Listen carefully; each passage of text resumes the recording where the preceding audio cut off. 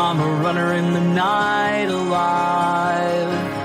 No holding down this endless ride. I'll be drifting with the clouds so high, soaring where the eagles fly. With open roads ahead, I'm feeling so grand. Barefoot on the grass, no trace in the sand. I've got the will to stand and not just survive. In freedom's hand, that's how I thrive. Don't chain this heart, let it roam. Spirit free where it flies home. Here comes power from my soul. Baby, watch me take control. Dancer in the light, moving with the tide. This is where I come alive. Baby, you can't take my stride. Catching dreams like they're fireflies. In my hands they light the skies. Don't you try to box me in. Life's a game, I'm set to win. Winds of change, they call my name. I'm a wildflower, not a frame picture frame. Breaking chains with every stride. In liberty's embrace, that's where I find my pride.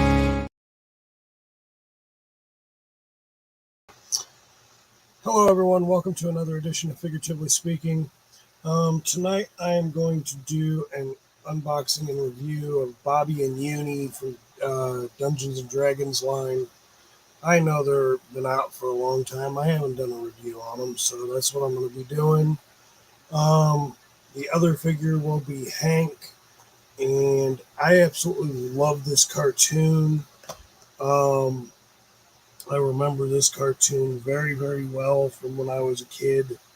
The Dungeon Master and the evil dude, which I thought was pretty cool.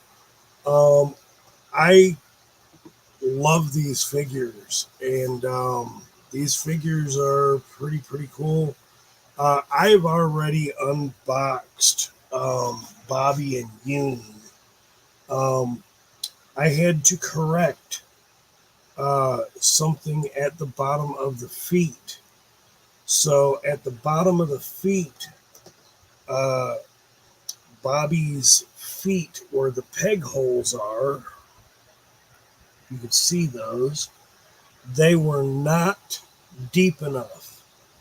So I could put him on peg stands. They're still a little bit shy of where I need them to be. So I am still dealing with that a little bit, not too much. Not trying to go too far into the plastic. So do not want to ruin the figure. Got to be very, very careful when you do this. So if you ever have a problem where you need some peg holes on an action figure, just be very, very careful. If you've got a tiny drill with a tiny drill bit, you can easily get that. The drill bit that I am using is probably, where are my drill bits? I know it's small. So for a decent sized peg hole, about 7/64 on the peg holes for that. So let me go ahead and look at the figure with you guys. I've been kind of looking and kind of not. I really like the Uni. I remember this magical little unicorn from the cartoon, always around Bobby, and of course that's how they were supposed to be, right? The only part that articulates on Uni is the head, and I do love this. This is absolutely phenomenal. This is great. I love the colors. It is definitely every bit of the cartoon back in the 80s. And I love this. And I'm glad that they made a production of this. Let me go into my chat real quick and see who's all here. Hello, Ray. Thank you for being here. I really appreciate that. And All Music Fan 88. Hello, Jeff. How are you, sir? Thank you for being here. Definitely appreciate that. I don't have a whole lot, and this is just kind of a spur of the moment thing. I haven't done any videos or lives lately. And so I wanted to do a video, and I was going to do a video, but my kids came down and ruined my video. So I said, screw it. I'm going to go ahead and make a live. So I did that. Let me see. I think I went deep enough this time for this one.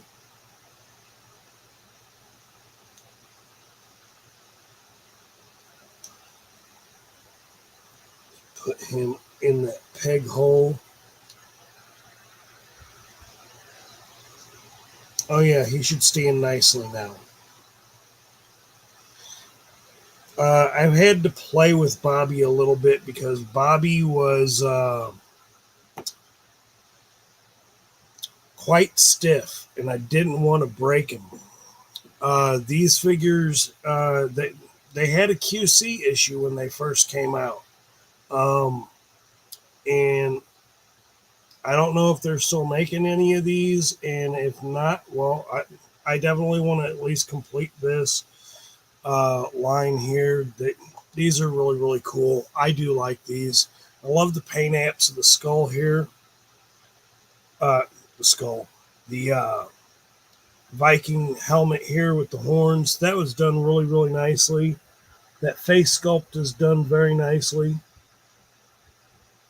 And I really do love the what's supposed to be leather studded armament here. I really like that. And of course, the loincloth and these boots are absolutely wonderful. And as you can see, he will stand on this stand now. This is really, really cool. So again, if you are missing peg holes on figures and you want them to stand on something like this, or if you have something that's going to wrap around their waist in that clear plastic, you could do that too. I also like his little club. This is actually kind of rather top heavy. It's plastic, but it almost feels like resin, which I'm pretty sure that it's not resin. The arms are still stiff, so I don't want to bend them too much.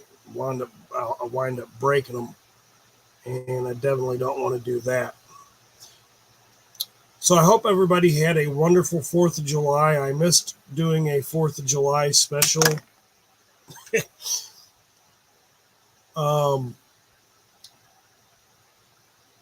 But that's okay. I was with family, and of course, later on in the evening, I was able to hang out with a few people on a video chat, and we had some fun, and that was wonderful too. So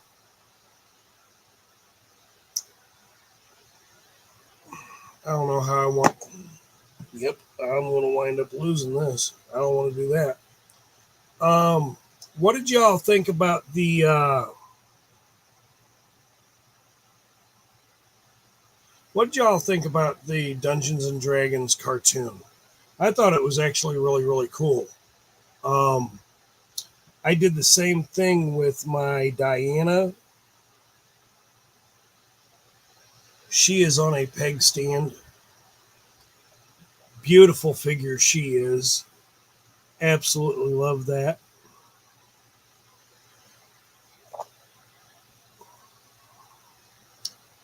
My 4th was very quiet. Felt nice. My 4th of July was not quiet. We had neighbors popping fireworks all over the place, which was great. It was wonderful to watch. And of course, my kids got to go out and play with some of their friends and watch fireworks, which I thought that was pretty cool as well. Um, that was wonderful. I'm almost done with this back room. Of course, it's not going to be complete until I get back.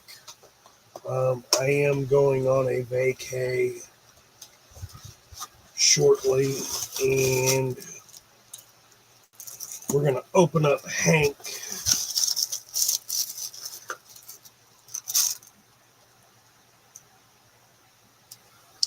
I never follow Dungeons and Dragons, but the little figures are cool. Yeah, I really do like the little figures. I like the boxes that they have in them. Have here. I think I've actually gotten rid of Diana's box. I think I did that by accident. In this first package, I want to see what I've got in it. Oh, I see. Okay. So in the first little package here, I've got the electricity bow, and then his normal bow that he grabs up before he pulls it. It becomes the electricity bow. That's really cool. I'll definitely display him with this more so than this. This is lighter, but this is what I'd rather display him with. He comes with a nice 8-sided die, matches the others. So me getting the other figures are kind of a necessity. Not necessarily so I can collect all the die, but just so I can actually really collect all the figures. I really want to get these.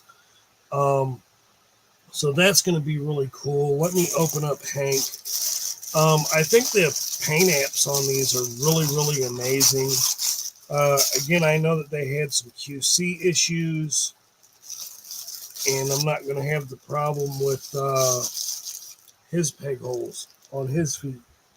They drilled those out very nicely. They're nice and deep. He's rather nice. Let's put that down there. Let's put that down there. This I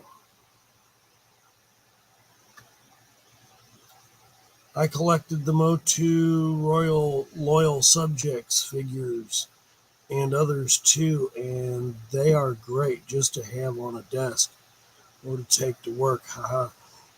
Yeah, they're actually really nice. They're yeah, they're about the same scale as well.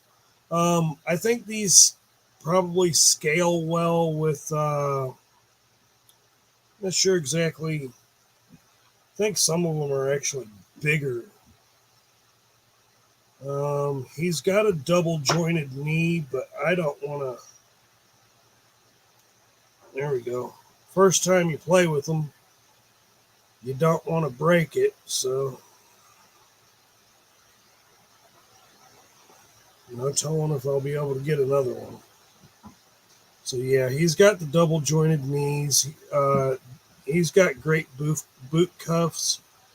I love the outfit. It's very much that exactly as he was in the cartoon, and I'm loving that.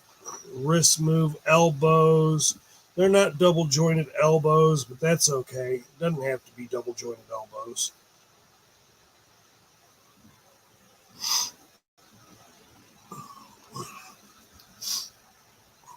I'm absolutely loving this.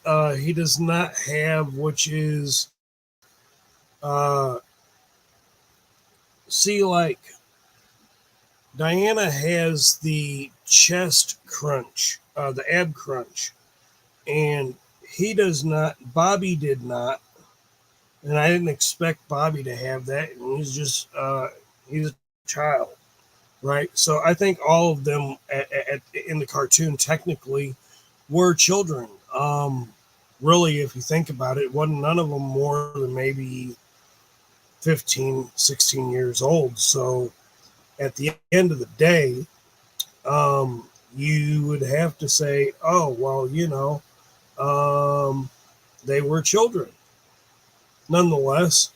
And I simple paint apps, but I love this because it's very true to rendition of what you would see in the times of knights and dragons and whatnot. I definitely love this.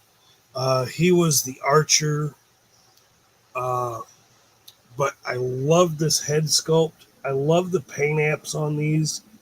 These are very, very nice.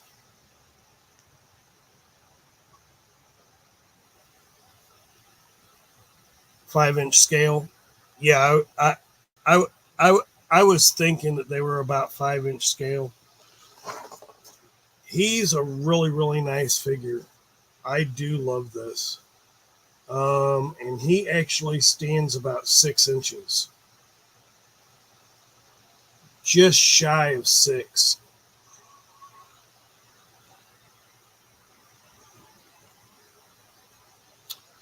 So that's actually pretty cool.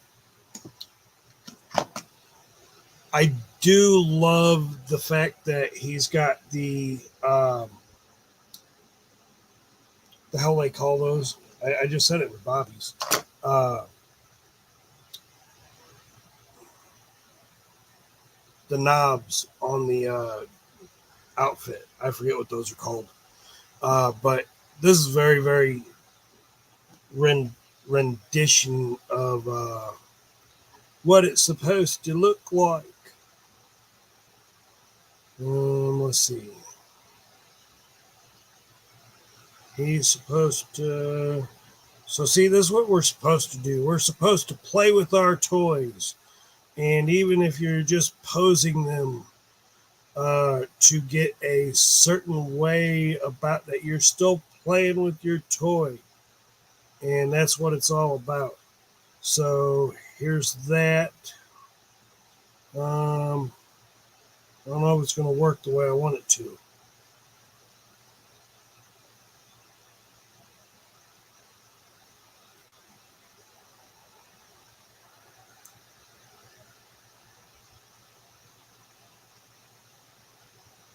Am I going to get...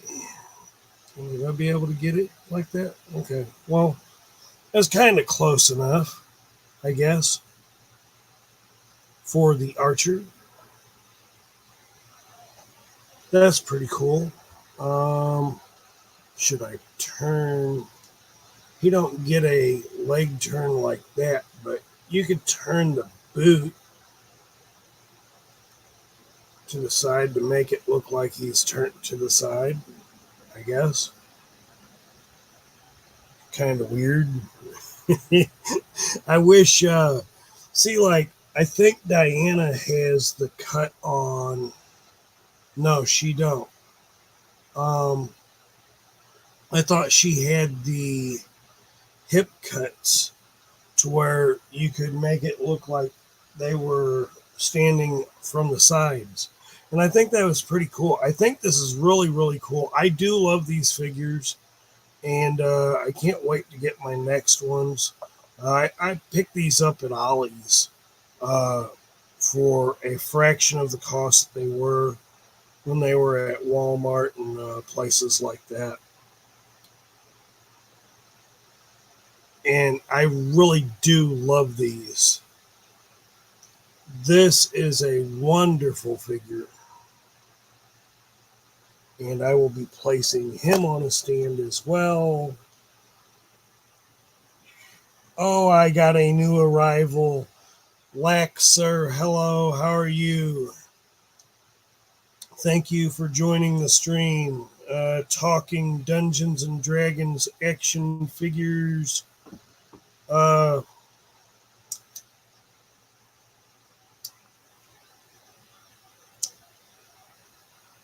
Wonderful figures.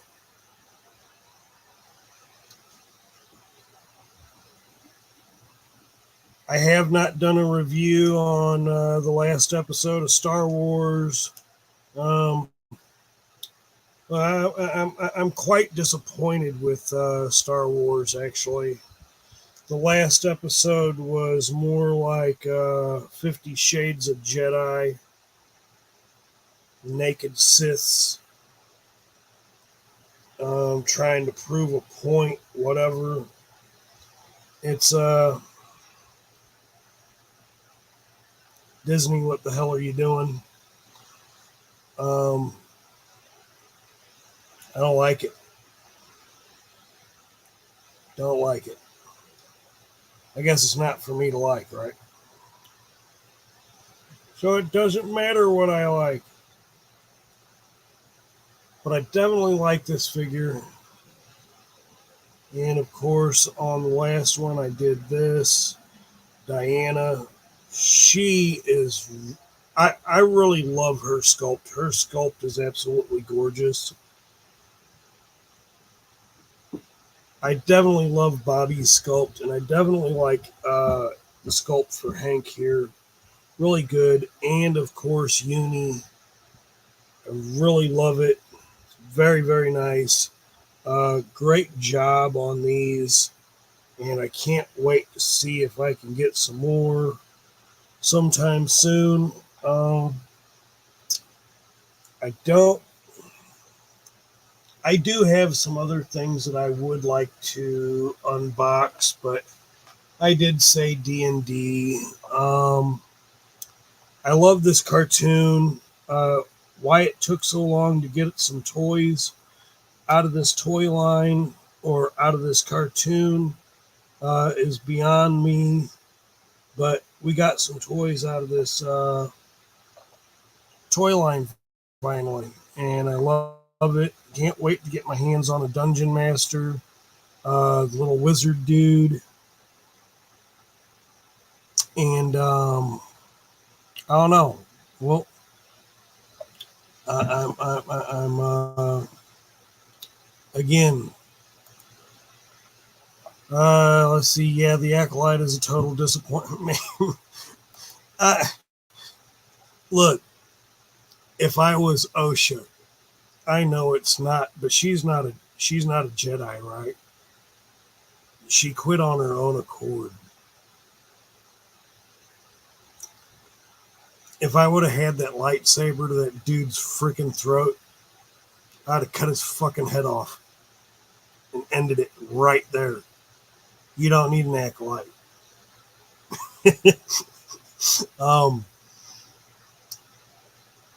On top of that, it's only 8 episodes. That was episode 6, and you still don't have... Where are you going with the fucking story? Give me a break. I'm almost not wanting to see the next episode. But of course I'm going to see the next episode. And of course, this time I'm going to put episode 6 and episode 7 together in my choice of reviews. So I might be doing a review tomorrow because I'm going to be real quick on that. Especially, there's so much in episode 6 that I can't stand, but I'm going to save it for my review. And that'll come out tomorrow for sure. It's kind of weird. We interrupt this program to bring you a special report. Each one of these paper clips has its own job to do. Here are a couple other different kinds. And yet they're all called paper clips. Here.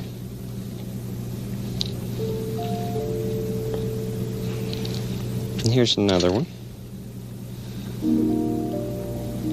This is a small one that's strong. Each one is fancy.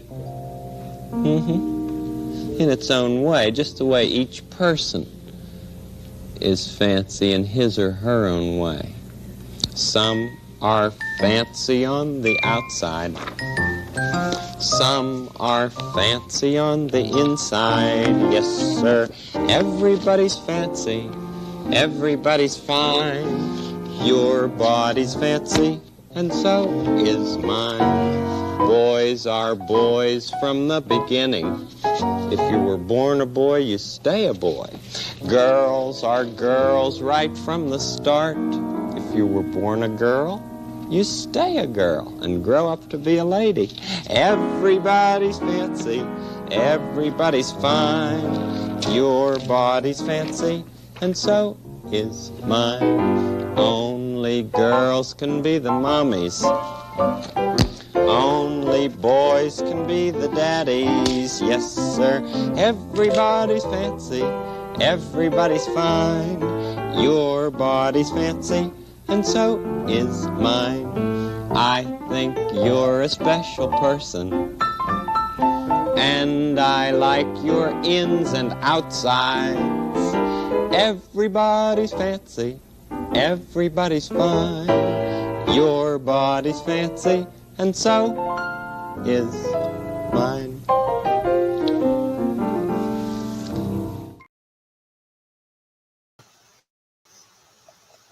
And so tomorrow I will be doing an acolyte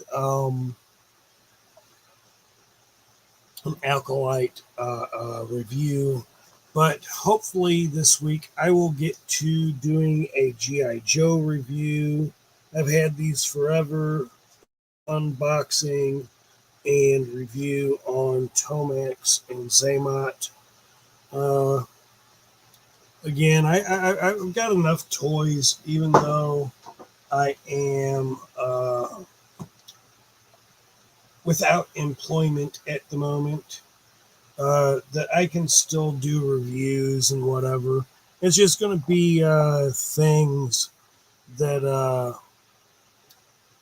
I haven't done because I was too busy collecting and not doing reviewings.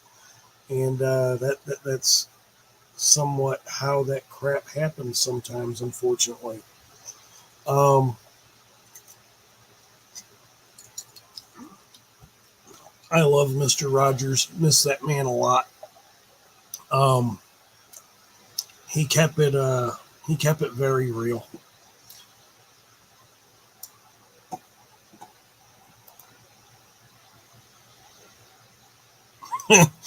Man, I would love to get the Retro Cobra Commander if I could afford the Retro Cobra Commander. That might be a secondary market type thing for me.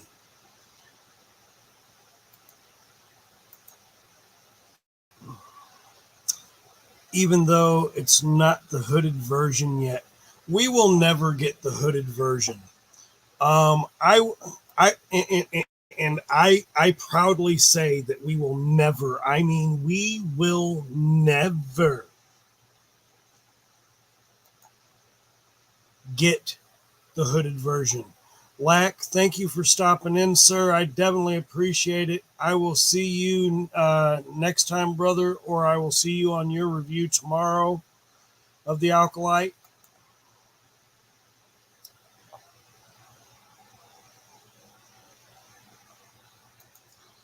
It's not out till September. Thank you. Share and subscribe. I definitely appreciate that, sir.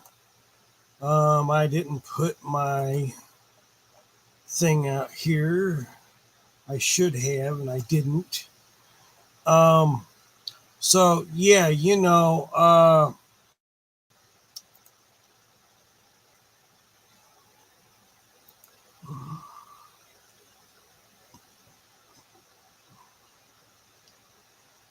I pre-order a ton of him. I can send you one if you can't get one then. I definitely appreciate that, Jeff. Hopefully I'll have a job by then. I would appreciate it. Let's see what happens between now and September. we could talk about it. You know how to get a hold of me. Y'all can go to IG, or you can hit me up here, or if you need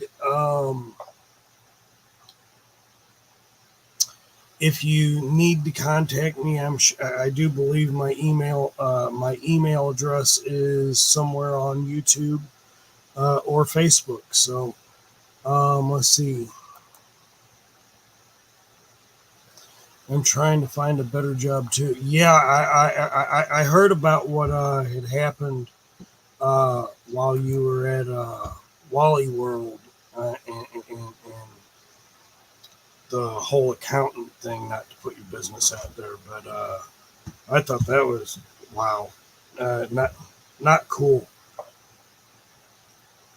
And I hope you get that job at Target.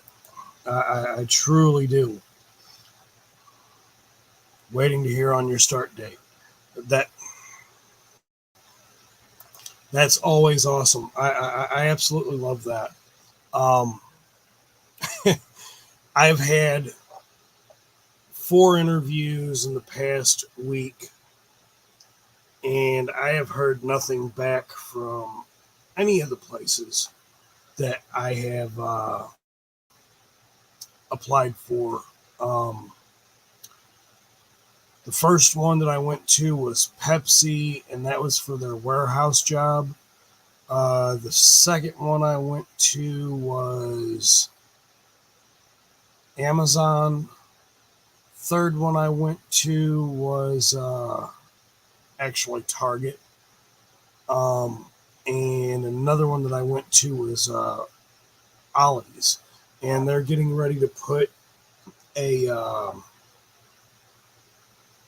Ross about 4 miles away from me.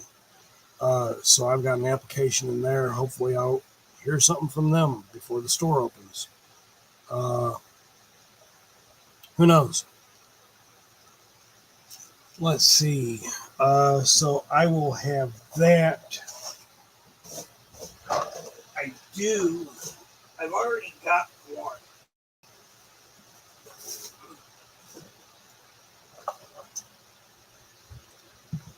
I've already got one that's opened, and this is the other Cobra Commander that I've got. And I've been on eBay, being a bad little boy. I am going to wind up selling this and a few other things so that I can get the custom head sculpt, hooded head sculpt, and place that hooded head sculpt on this Cobra Commander. So I think that will be really nice, because that's the Cobra Commander that I definitely know and love. I know this Cobra Commander, but this ain't my favorite one. The favorite one that I had was the hooded Cobra Commander.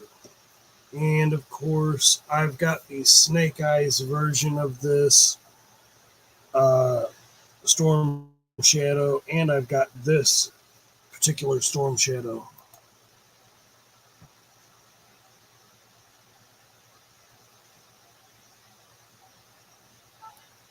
Yeah, I hope so.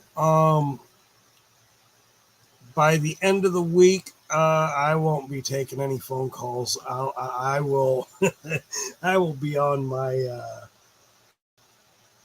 vacation, and I'm not going to be worried about anything till I get back here. That's going to be awesome.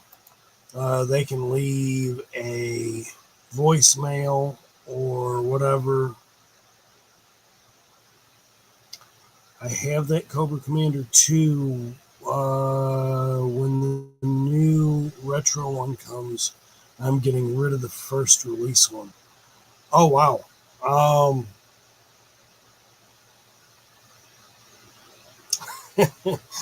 I actually like the first release one, but I am disappointed that they have not done a hooded Cobra Commander.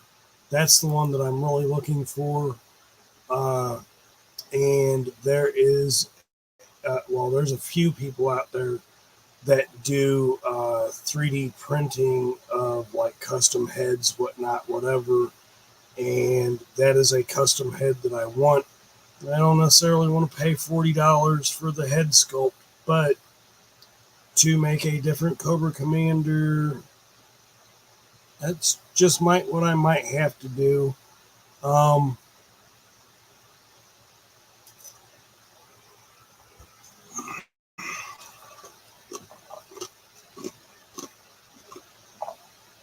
There is I was looking at my Walmart, and they have a few GI Joes right now that are in the clearance aisle. Wish I could get those, but I might be able to soon. The retro one is my favorite, so I have to stick with that one. Yeah. Hey, you know what? Again, I don't.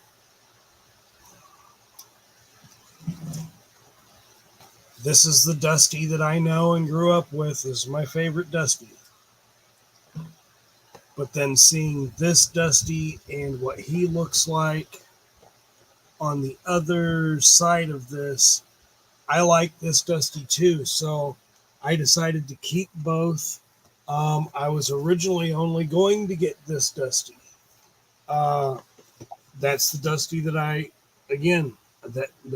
know and love and have known since I was a kid. That was the original Dusty that I had when I was a kid, and that little 3/8 scale or 3/18 scale, whatever they call that. I definitely love that. Let's see. Both Dusties are nice. Yeah, I love Dusty. In fact, he was my favorite figure just because at the time, if I'm not mistaken, what really drew me to Dusty was we were at that time, we were pre-Operation Desert Storm, partly Operation Desert Storm, and that was my go-to character for that Dusty.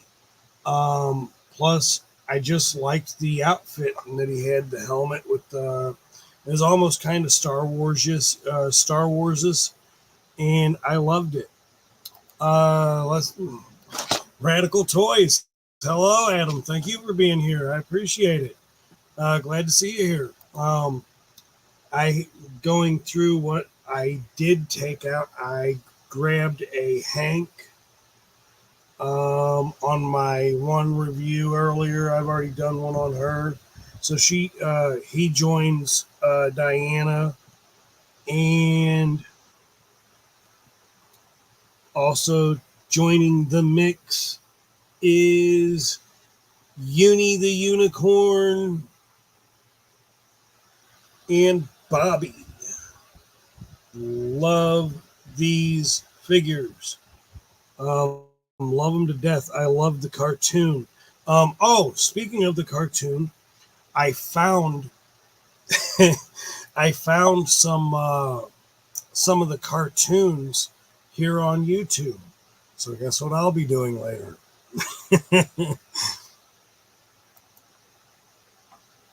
I picked those Street Fighter figs. Jada Toys is awesome. Yes. Jada figs are great. I love them. I'm just not big into Street Fighter. I loved playing it, but as far as like action figures, I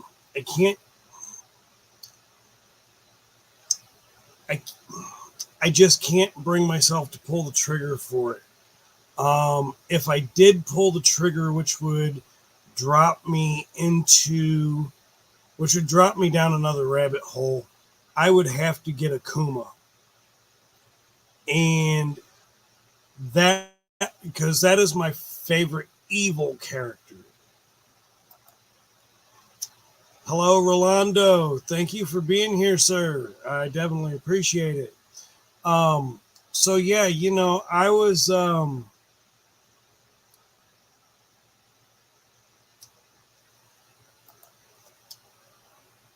I've been looking at some of the action figures from Jada for quite a while. I'm pleasantly surprised that these did not have any QC issues, with the exception of Bobby. And the only QC issue that I had with Bobby is that the peg stand holes, they were way too shallow. So I had to do a little bit of customization, which I just did.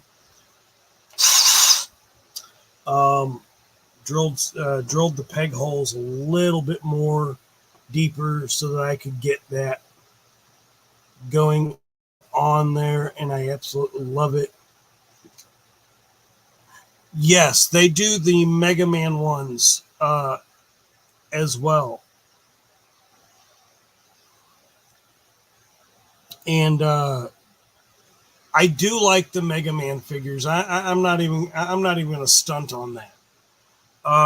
The Mega Man figures are great. I have been a Mega Man fan since Mega Man came out. I've got every single Mega Man game. And again, once I get a better computer and a capture card, I will be doing some video game play and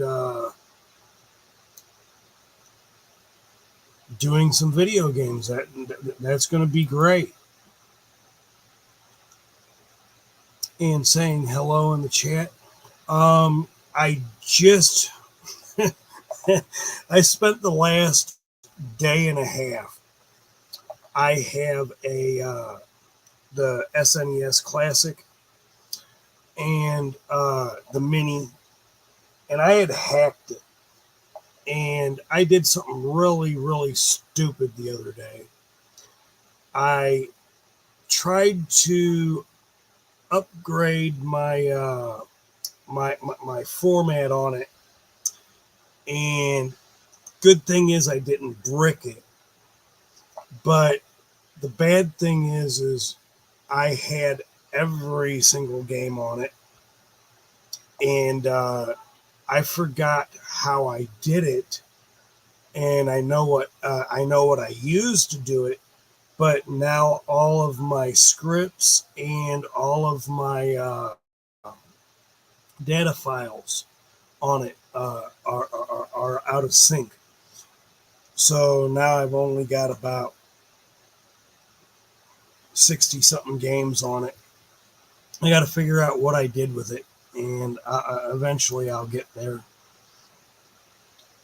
I want to stream more games eventually too. Yes, absolutely. You know, I'm getting ready to do some things. I'm going to take a play out of your book, Adam. I'm going to start doing some toy news. I'm going to start doing some things just to be able to get more views and stuff. Put my own kind of spin on it. And I don't know how you can put your own kind of spin on toy news, but who knows? Maybe I'll figure it out eventually, I guess.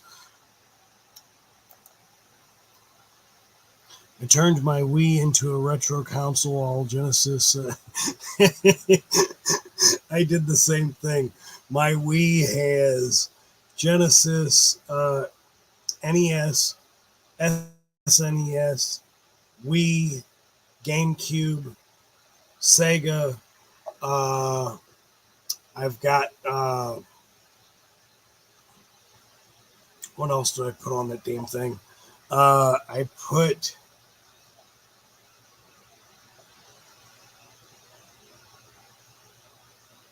I want to say that I put my TurboGrafx 16 on it just because it'll handle it.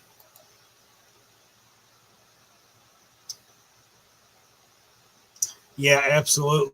It does help. Um, there's my Wii is my baby, and so anytime I go into like a Goodwill or something like that, and I see a Wii that has the 4 controller docking bays, I'm constantly buying them, and then I will hack them and put all the stuff on there that I have on this build. Um, I love that. I do got to do a hack job on my OG uh, Xbox. I For whatever reason, I'm getting the flashing green light now. The door don't open. I got to take it and get it repaired. Shit sucks.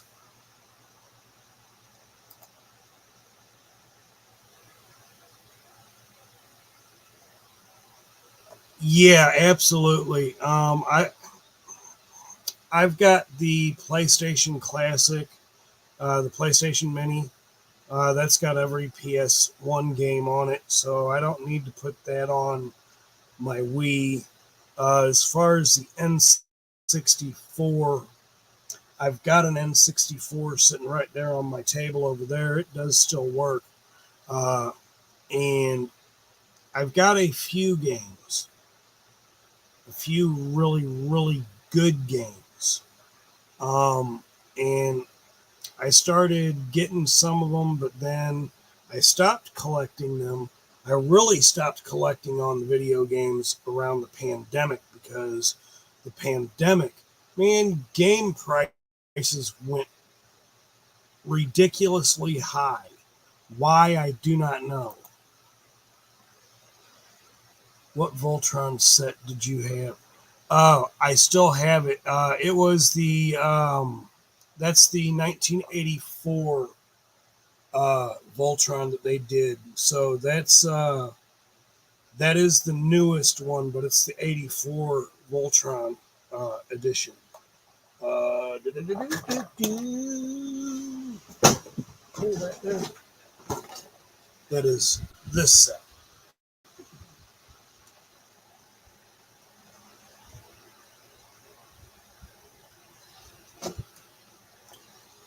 And this is actually the only box to this set that I have left. I had a water issue and some of my stuff got wet. And my other lion boxes got wet. So rather than let them mold, I decided to throw them out. And this Black Lion box, if I ever take Voltron apart and put them away, all of them fit in that one box. So it's great.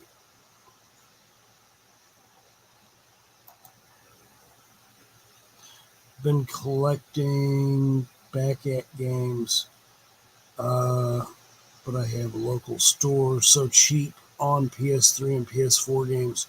I stopped at the PS3. I've got the I've got the original 80 gig and I've got the original 60 gig. And I've never upgraded from those.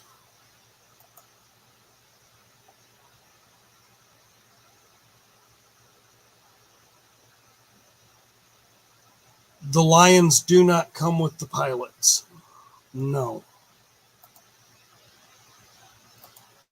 That would be the original.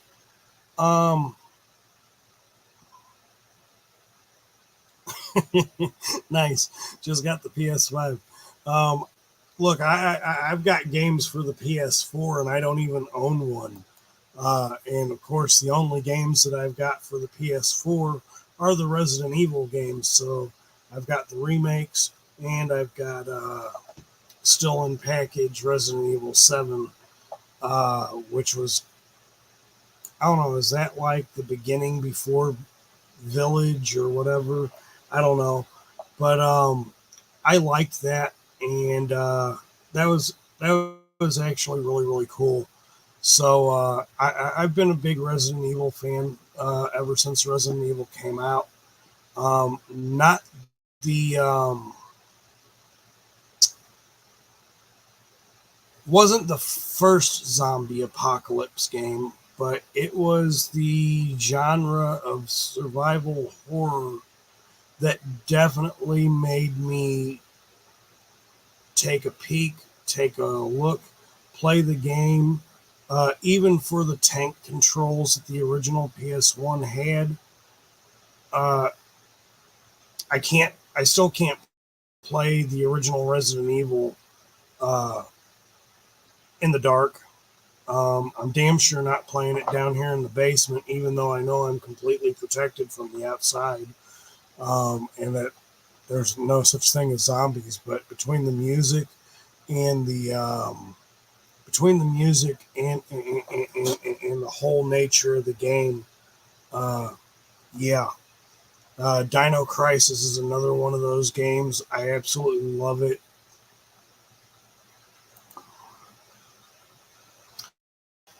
Village is 8, and 7 is the reboot back to horror, basically. Okay, yeah, that's what I figured. I do have the first Resident Evil 2 remake. I have the GameCube. I have all the GameCube Resident Evils. I have all the PlayStation Resident Evil. You know what they need to do as far as Resident Evil is concerned? I would love to see Resident Evil remake of Resident Evil Survivor with newer graphics and a whole different scheme of gameplay, not in first person view. I did like the first person view of the Wesker Files, the 2 that came out on the Wii.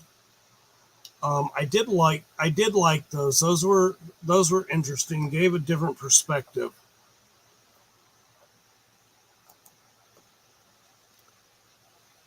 Silent Hill remake is coming soon as well. Yes, I heard about that. I hope they don't make it any creepier in the hospital than they did in the original PS1 version. Otherwise, I'm gonna die. Those little ankle biter children with the knives right at the knees.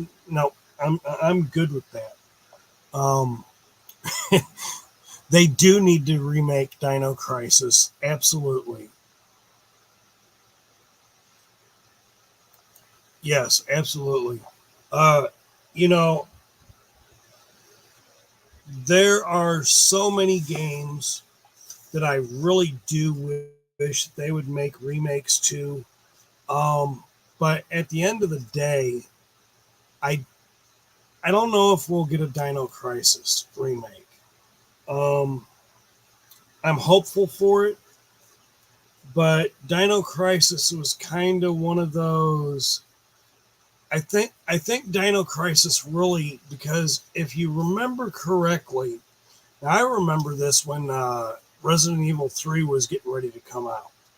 They were trying to test a whole new type of engine to run Resident Evil on the PS1. This is why they were also able to run it on the GameCube. They were trying to, that was the beginnings of them running it on Unreal Engine. And it was a beta version of Unreal Engine. And when they did Dino Crisis, it was such a fast-paced, very quick game, the way they made it, because even the characters almost move and act, and the story is kind of similar to Resident Evil, but Resident Evil 3, with all the puzzles that you had to get. And I definitely liked that. That was also their way of also testing out to see if they could do how you had to make your ammo and whatnot, whatever. And that was the first time that they did that with Resident Evil and Resident Evil 3, which I thought that was pretty cool. I did just recently get Resident Evil 1, 2, and 3 on the PC. So I might be able to do something with that. And Adam, I will talk to you about those if you want. Those are actually free downloads, and I'll let you know where I got those from. Let's see. Parasite Eve was pretty cool.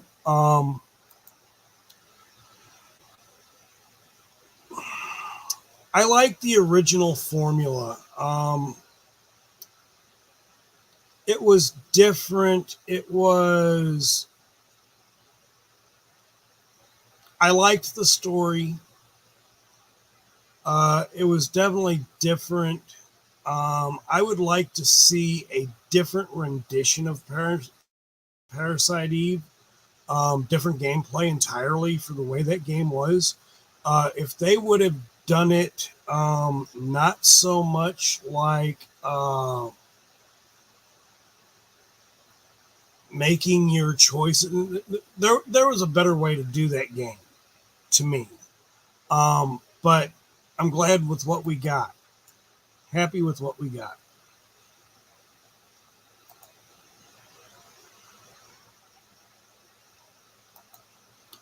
Yeah, I definitely loved Resident Evil 3. I actually like the remake of Resident Evil 2. It took it darker.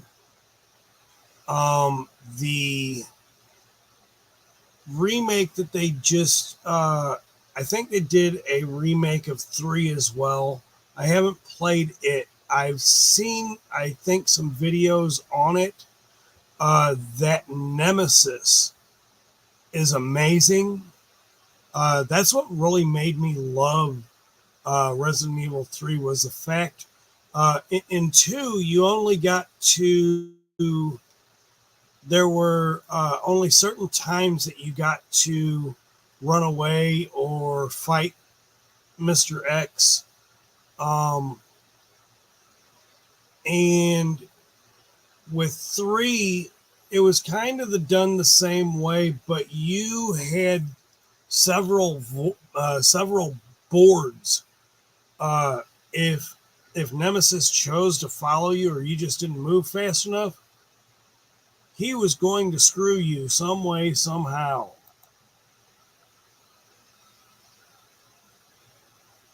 It would be real time if they remade it just like Final Fantasy VII Remake. Turn-based people seem to be getting away from that stuff. Yeah, exactly. Yeah, because that's what it was called, turn-based. Yeah, you know, a lot of people are getting away from turn-based. I don't mind it so much. Of course, I'm old school. Hell, I still play Final Fantasy Tactics. One of my favorite freaking games. Earlier today, I was playing Chrono Trigger on my on my Super Nintendo, and that what a wonderful game that is. I won't even get into that right now.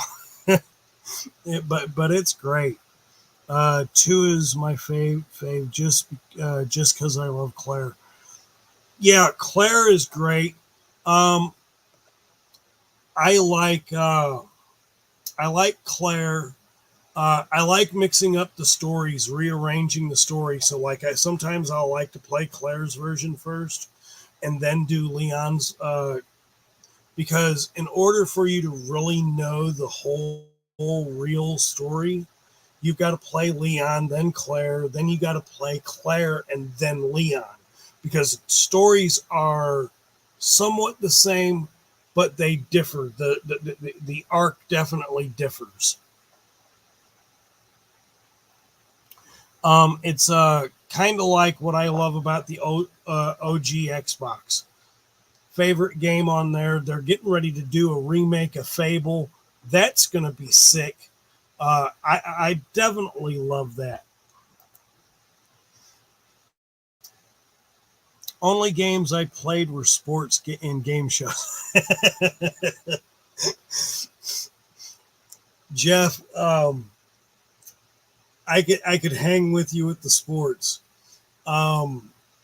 Game shows. I tried my hand at Family Feud once. I tried my hand at Wheel of Fortune once. And then I was at the point where I was like, hey, you know what? Let me do Monopoly or something like that. So I always that's I'll do board games. But yeah, I can't do Jeopardy. My girls and I and the lady of the house will sometimes play Trivial Pursuit. And I'm only good at some because I'm not a TV person. When I was a kid, I was a TV person. Ever since the early 2000s, I own several TVs, but they've got VCRs or DVDs or Blu-ray players, or they got video games on them constantly. So I don't watch normal TV. In fact, I haven't watched my local news in over 15 years. So the only way I get my local news is going to YouTube, or if I go to my local news on the TV, which is always the same crap day in, day out. It's just depressing. So I don't really mess with the news so much. NFL and NBA Live. I'm guilty with Madden. I'm guilty with. Look, still to date, my favorite freaking game is on. Is on the PS1. It's NBA on NBC. Favorite freaking game on there. Absolutely love it. I do like my basketball games. I definitely enjoy my football games. And I love my favorite go-to games are hockey and MLB. I'm not even going to stunt on that.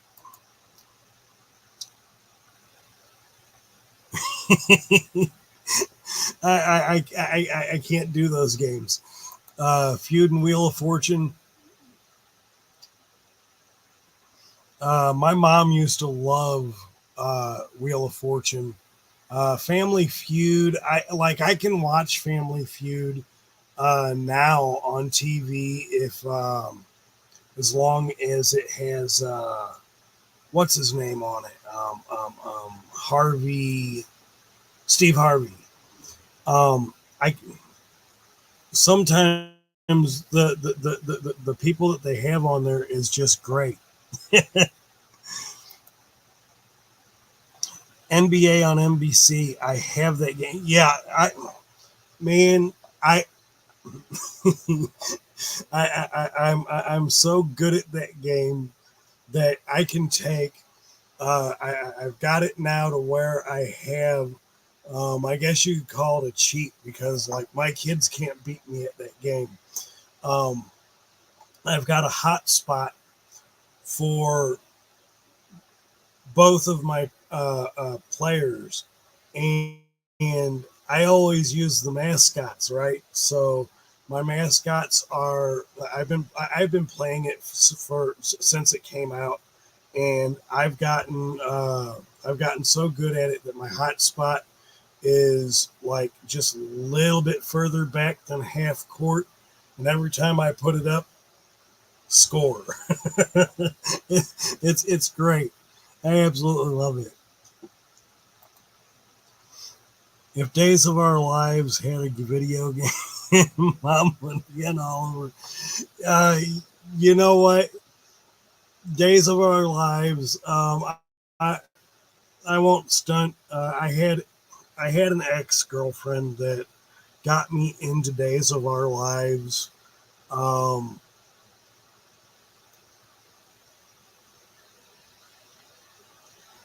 and then I stopped watching it. Uh, my mom had me hooked on Dallas when I was a kid. Uh,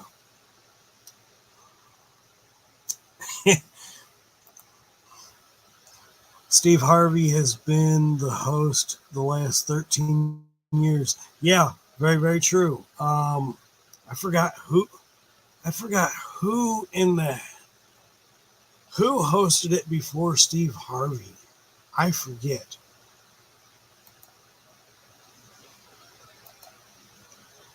NBA Jam. I love that as long as it's a tournament edition. The tournament edition is probably my favorite. Had a little bit more than the original NBA Jam.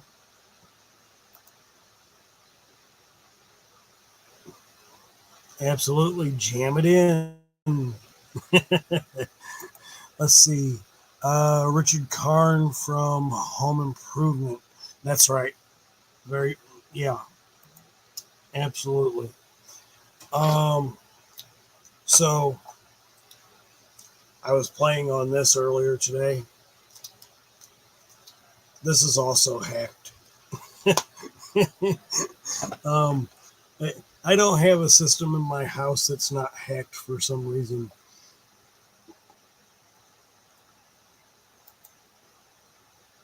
Louis Hurley before Richard Carr, or John Hurley. O'Hurley. Louis Anderson before O'Hurley. I think I remember seeing Louis Anderson on that at one point in time. Damn, I was a kid, at least a teenager anyway. Um, yeah, so I've got some things that I will be doing here soon. I don't know if I ever showed these off or not. Probably did, but I picked up some Jack's Pacifics, um, Titantron Live figures, and I haven't decided whether I'm going to keep these or if I'm going to sell them. It's my Undertaker, pretty cool figures. Shane O'Mac. I think this rock looks absolutely ridiculous. That is the ugliest rock figure I've ever seen in my life. Got X-Pac, DX X-Pac. This is my favorite, Gangrel from the Brood.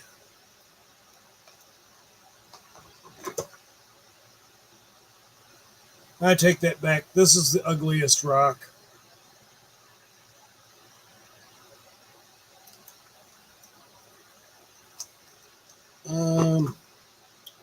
Mankind. And last but not least, Stone Cold Steve Austin, Attitude Era. Absolutely love that.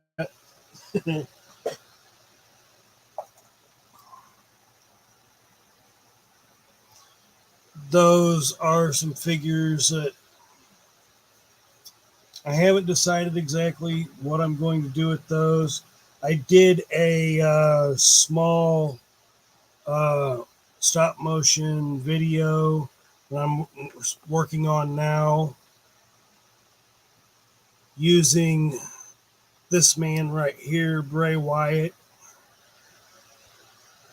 and this really cool guitar that smells like ocean breeze. It's actually this is actually a car deodorizer, whatever. but because it's a guitar and it has a string around it, and I haven't opened up any of my other Superstar figures yet, so I'm using this. Plus, I just like the way that this looks a little bit better. The only other guitar that I have that'll fit that is the one that is in my Big Boss Man. That, not Big Boss Man, the Honky Tonk Man. And I'll have to get to that sometime soon. Let's see.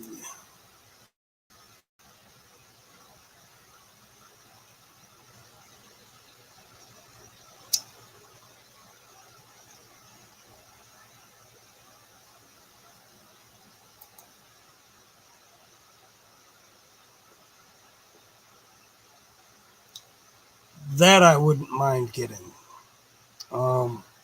But I definitely know that's going to be a secondary market for me after I get my job. That's the one I definitely want, the cartoon version of Too Bad.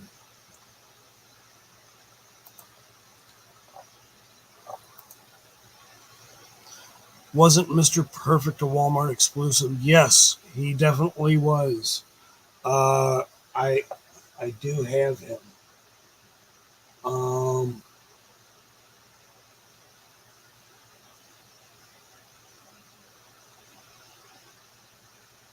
I've got almost the entire line. The only thing I don't have right now for the Superstars line is the newest ones that just came out after Lou Albano.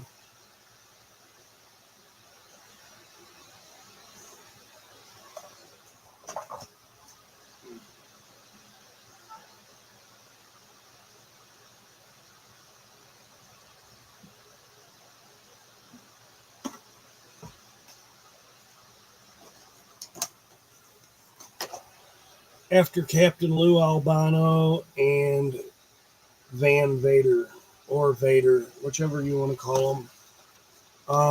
But yeah, I have almost this entire line.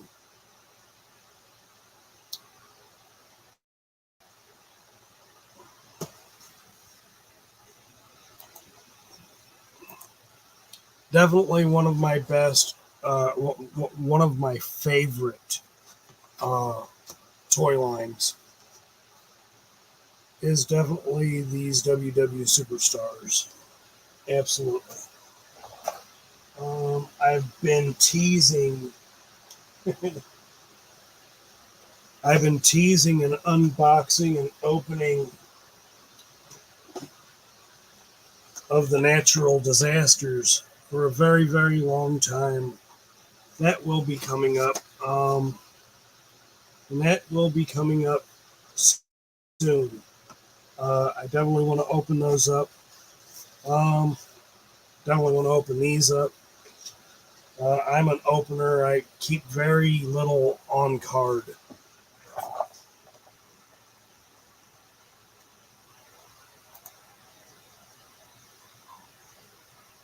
I have a lot of the Motu WWE ones. Haven't got any of the Superstars just yet.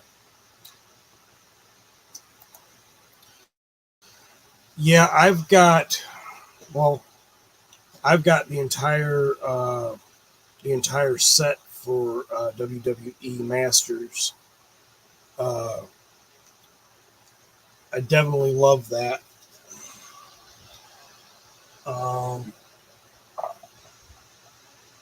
I was notoriously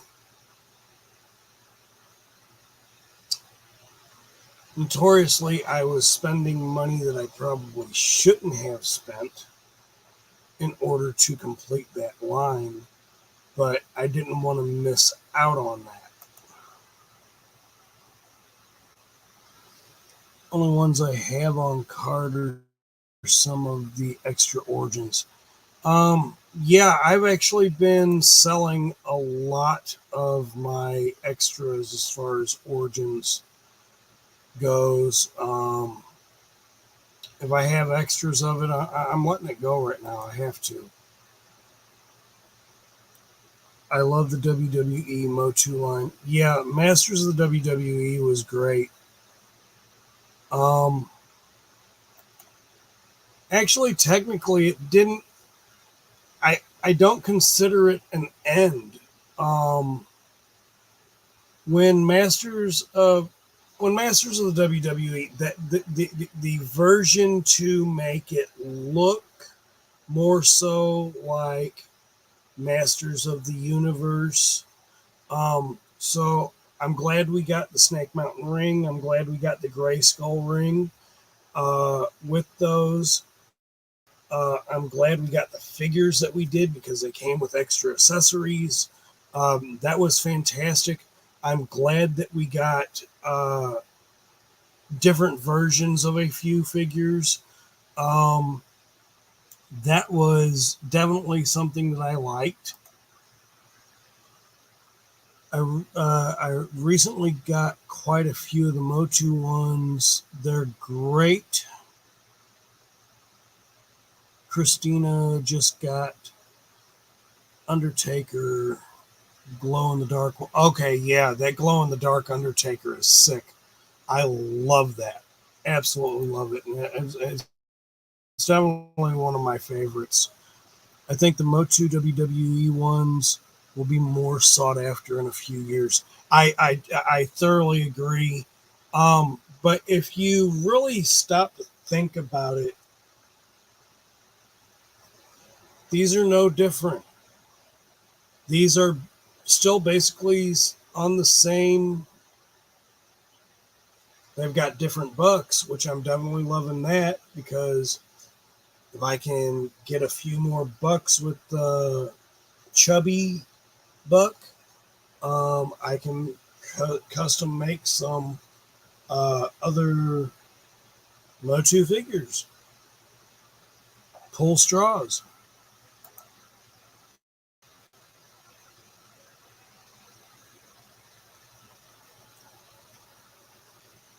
Yeah, I love this figure.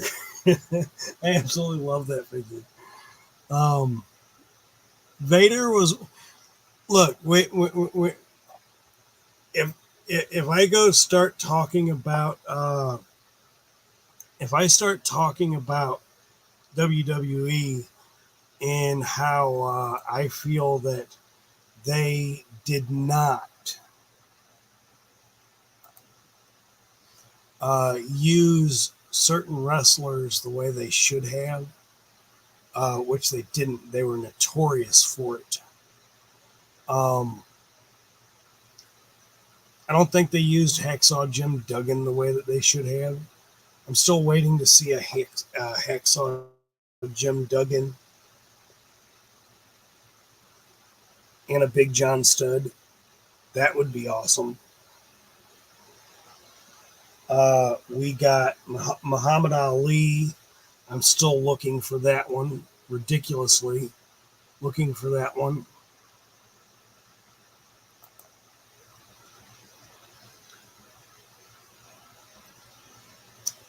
I've gotten to a point with my superstars. Yeah, the classics accessories. I'm loving that. I'm fussy now. I collect my space is very.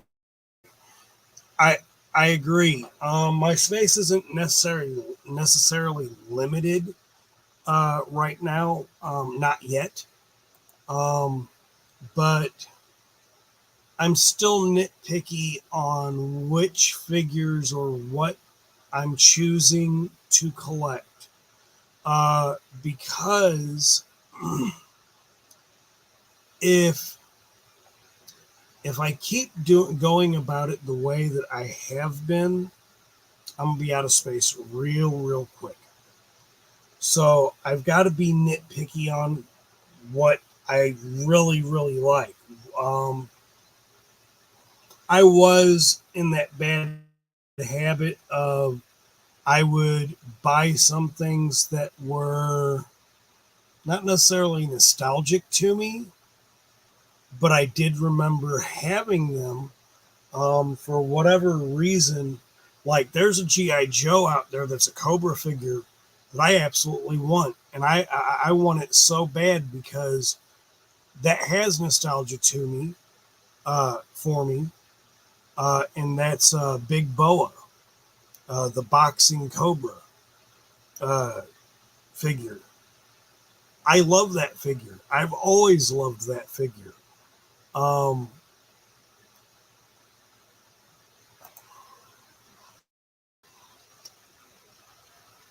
Same thing. Anything I buy now, I have to leave in package until I get my own place again. Yeah, definitely. I hear that I'm moving soon, and Christina's place is smaller, so I have to keep a lot in boxes now. Yep, moving is always and definitely, yeah. Congratulations. I'm taking it that y'all are moving in together. That's awesome, and especially that you both have the same kind of hobby of collecting.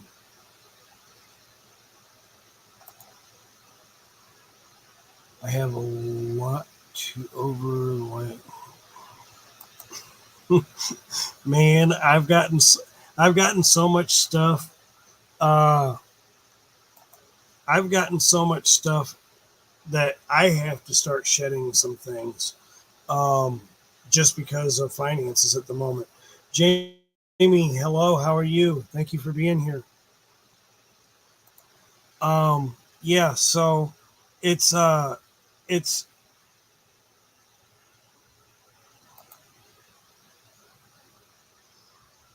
that's awesome, my friend. Congratulations.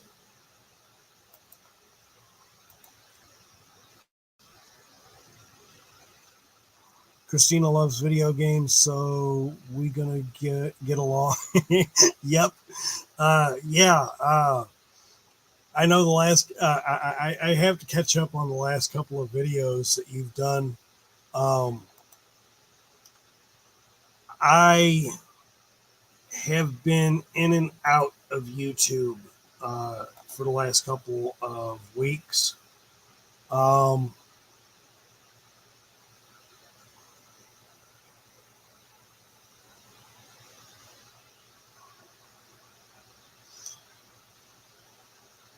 the last couple of weeks have been interesting.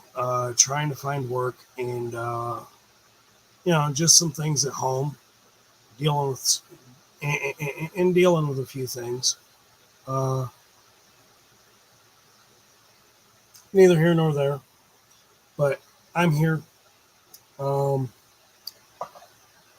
Toy collections here, video game collection, comic books. Um, Family is the first part. They're here. We're all fine.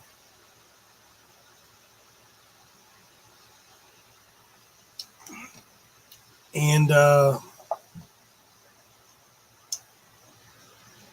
I've just been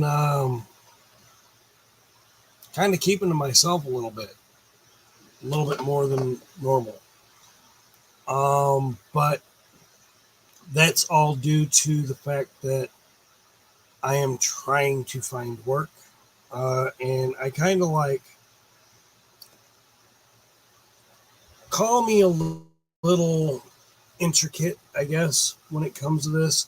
When I get to a certain point of not having a job, I kind of, I kind of step back. Uh, Only because I feel like I'm not providing anything for my family. And at that point, I have utilized resources. My resources that I have right now uh, are just going to what they're supposed to go to. There is no real extra money going to other stuff. So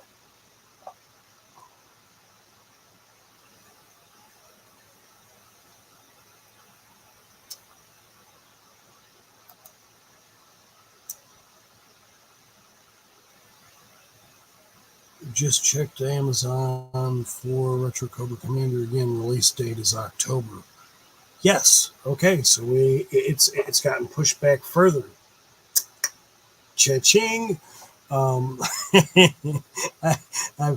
definitely got to.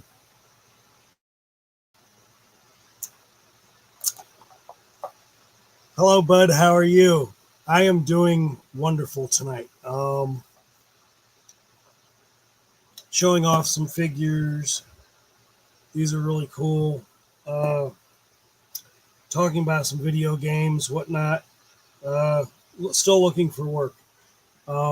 But I'm getting ready to go on a vacation that's already been bought and paid for. So it is what it is. When I come back, then I will be more in tune and probably, hopefully, a fresh start after the vacay. Hey, what's going on, Mike? How are you? Hope you're feeling well, sir. Just waking up. Absolutely. Let's see here. What I miss?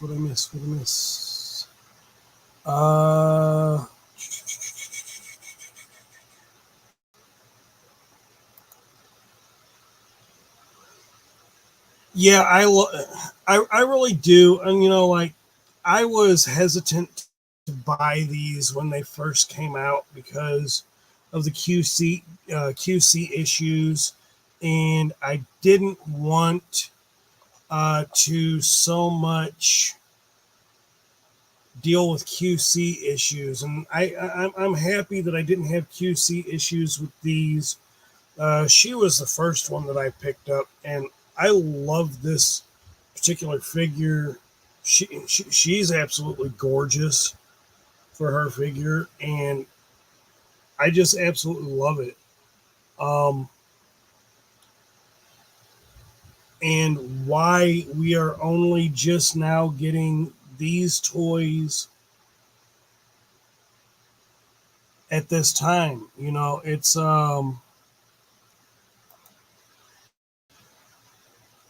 kind of a shame. Yeah, they do scale well with some Masterverse. They scale well also with All Music, and I was just talking about that earlier. They scale pretty well with the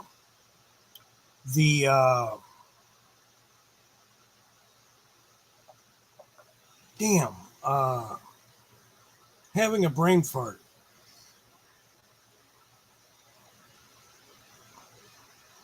I have to go all the way back up in my chat.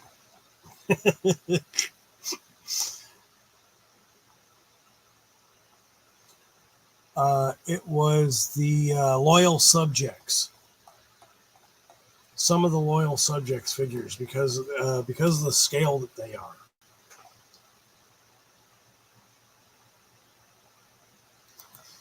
No, you can never go wrong with the unicorn scale figures at all. I am kind of downtrodden about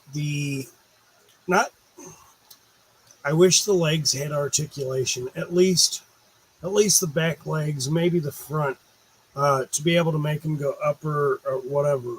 I think that would have been a little bit more, but who knows? I'm happy with what I got. Let's see here. Do.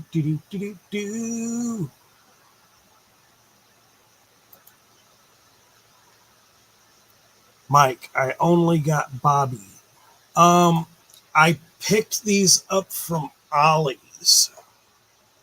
And again, with the QC issues that they were having, or supposed to have been having, it maybe did have, maybe did not have, I don't know. Uh, I like the Ollie's price, $9.99. Definitely beat 25, 30 for the figure.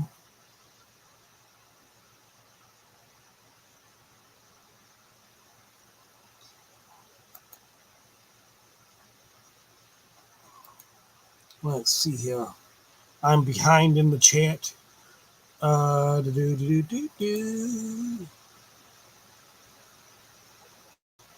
He is a kid of Eternia. Yeah, I agree. Um, you could use these in even I say even in Origins, much less Masterverse. You could use these as other things.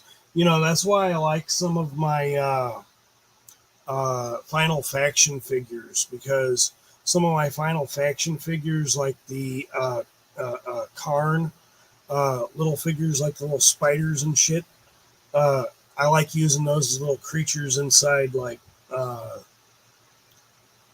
Eternia as well. Let's see.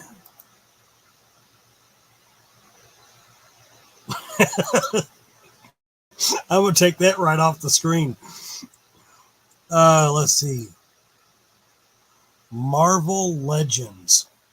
I only have two, and I'm not sure if this is really considered a legend. I think this is the Legacy.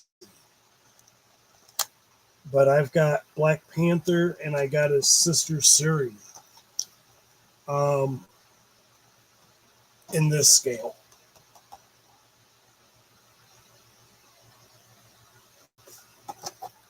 Absolutely love that.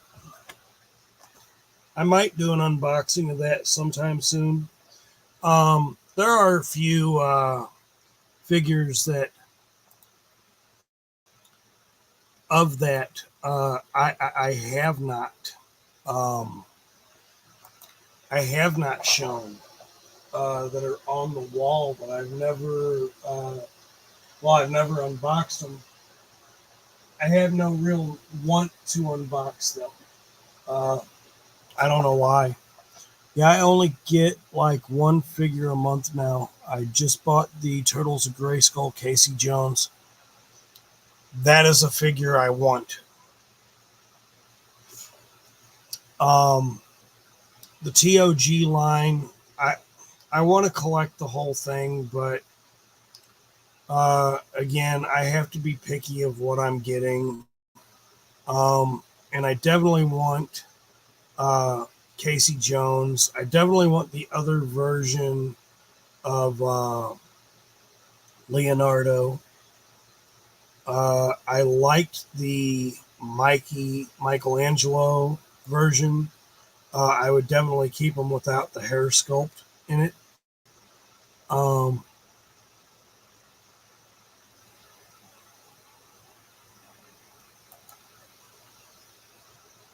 Same that my average now, one a month. Yeah, for me, it's really the whole job thing, and maybe once the job picks up, I'll probably wind up picking up two jobs. Uh, I've got to, really. Yeah, Casey Jones comes with a ton of weaponry. He's like a weapons pack by himself.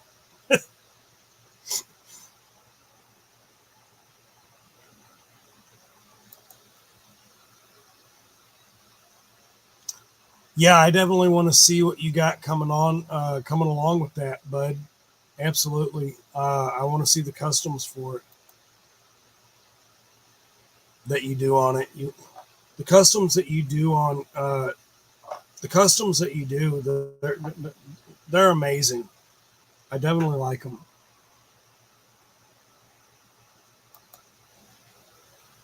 I still got to make his classic hockey mask. Yes, absolutely.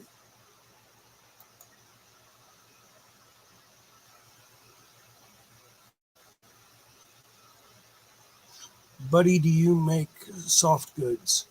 I think he does. Yes, he does.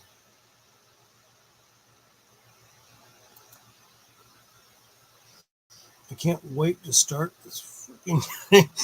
you, man, you look. All music. I have been going batshit crazy for the past 2 months now. And the only reason why I didn't go hard at finding a job was because I knew I was getting ready to go on this vacation. And I'm like this. This is my take on this. And maybe somebody else other than me might have the same frame of mind. If I know that I am going to look for a job, and I know that 90% of the jobs out there, you have to be at a job at least 90 days,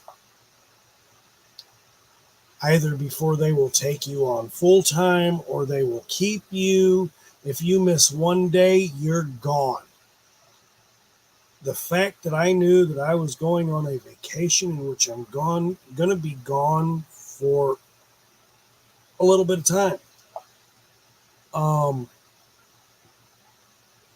made no sense to me to really go at. But I went to these last 4 job interviews and I let them know, and maybe this is why they haven't set me up the second interview or whatnot, because they already know I'm gonna be gone.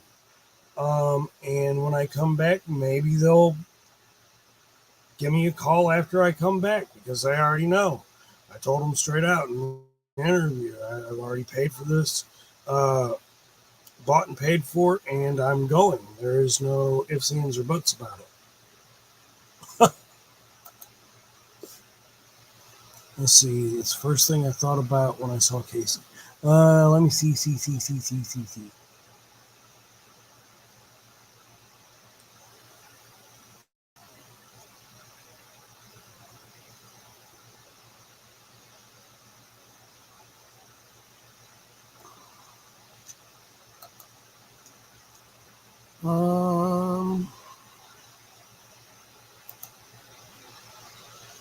Summertime is harder because the weather is nicer and travel and vacation. That is the truth. But at the same time, I'm looking at it, kind of like,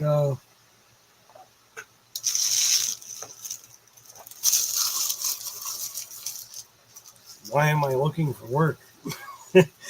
I should still have a job.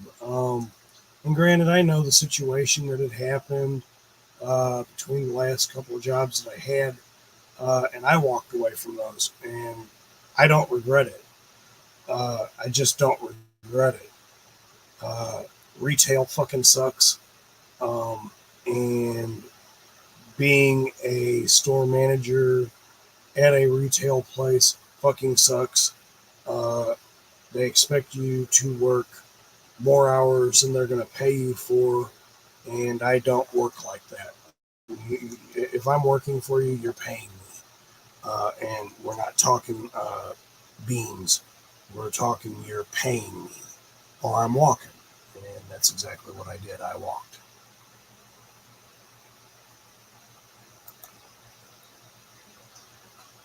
Nice weather. Earth is on fire. Ain't it though? It's actually been raining for the last 4.5 hours here. It came down real good when it first started raining, and I think it is just lightly sprinkling right now. But according to the weather, for the next 5 days where I'm at, it's going to be wet. So we'll see what happens. When you're a manager and if someone called in sick, were you expected to cut? It didn't matter it's like this. I had assistant store managers, right?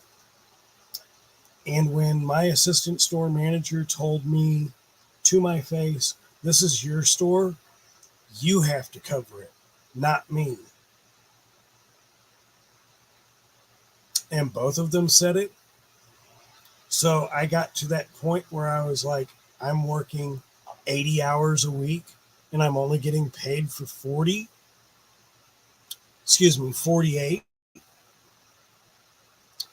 And I have two assistant managers. Why do I have two assistant managers at that point? So guess what? Yeah, at the end of the day, if that store wasn't open, that was on me, because my assistant managers, they were not going to cover for anyone. And yeah. So at that point, if I go into retail, it's definitely not going to be in a management position, because I don't want the hassle. Because at this point now, being a store manager in retail has put my mindset into a certain category. At this point, if you feel that if I'm a store manager and if you ever tell me those words again, your ass out the door immediately. I don't care. I'm not going to collect. I'm not going to go talk to my district manager. I'm not going to talk to the regional manager. I'm gonna write your ass up and you're getting the fuck out. Bye. I'm done. Other than that, yeah, no, I'm good. I hate retail too, but sometimes you just have to. You have to for a little while get some. Yeah. Like, look, I had no problem when I worked for Walmart. I was an employee. I didn't have to do anything but come in for my 4 or 8 hours, depending on what I was doing. If I was stocking and what department I was in, I didn't care. So I was good with Walmart with that. And with Walmart, when I was working there, I was part-time. I wasn't full-time. So I would get maybe one full 8-hour shift, and then I'd get like 2 4-hour shifts, and that was fine for me. But I promise you that those 4-hour shifts or that 8-hour shift was never on a Saturday or Sunday. My weekends were mine, and I let them know that from the jump. I worked in retail in the 90s, have so many, man, I could tell you so many stories myself. It's just absolutely ridiculous.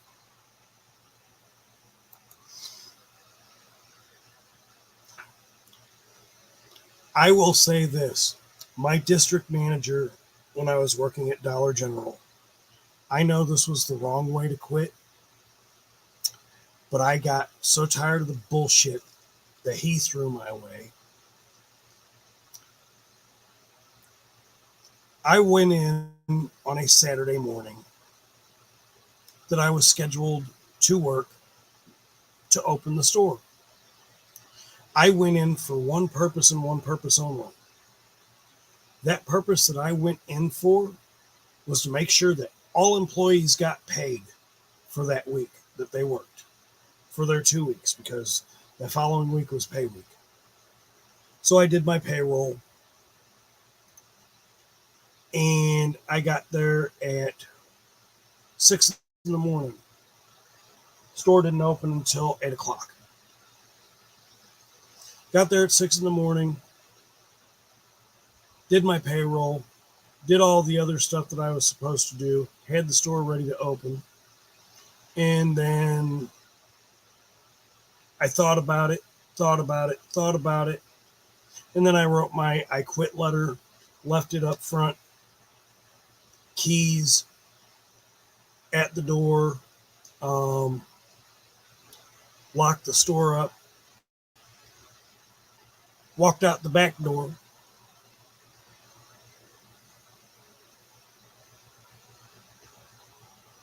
walked to my car, and drove home.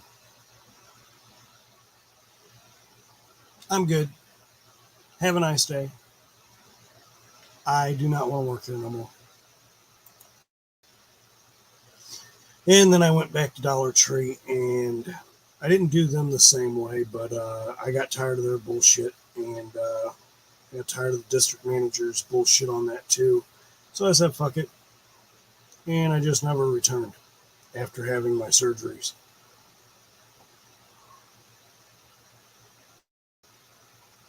The workforce tries to get away with shady stuff all the time. Yeah, they do. And and for anyone who doesn't know this, never report shit to your HR. HR is not your friend. They're not going to help you. Human resources is there so that if you are having a issue with a district manager, regional manager, store manager, assistant manager, whatnot, whatever, and they have to step in, they're on the grounds to get rid of you, not the person you have a problem with. They're going to do very little investigation on the person you are complaining about, unless it is absolutely, positively more than just you. They're looking to get rid of you. You're easier to get rid of because you're now a whistleblower. I'll get off my soapbox on that.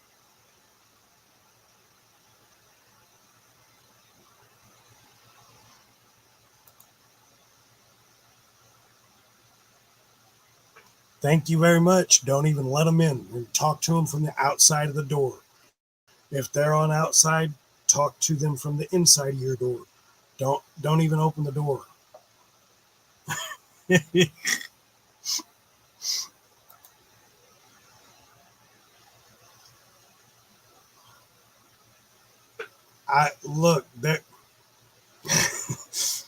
I'm going to tell a story, and I'm actually surprised that I didn't get fired when this happened. I had a gentleman come into the store when I was working at Dollar General, and he was known to be Swiper the Swiper in the store. So one of my people let me know that this dude's that comes in all the time, and he's Swiper the Swiper. So I walk up to him. I introduce myself to him, and I just literally follow him around the store. And he's like, "Man, why are you in every aisle that you're in? That I'm in?" I paid him no attention, and then I walked away from him for about 2 minutes just to see what he would do.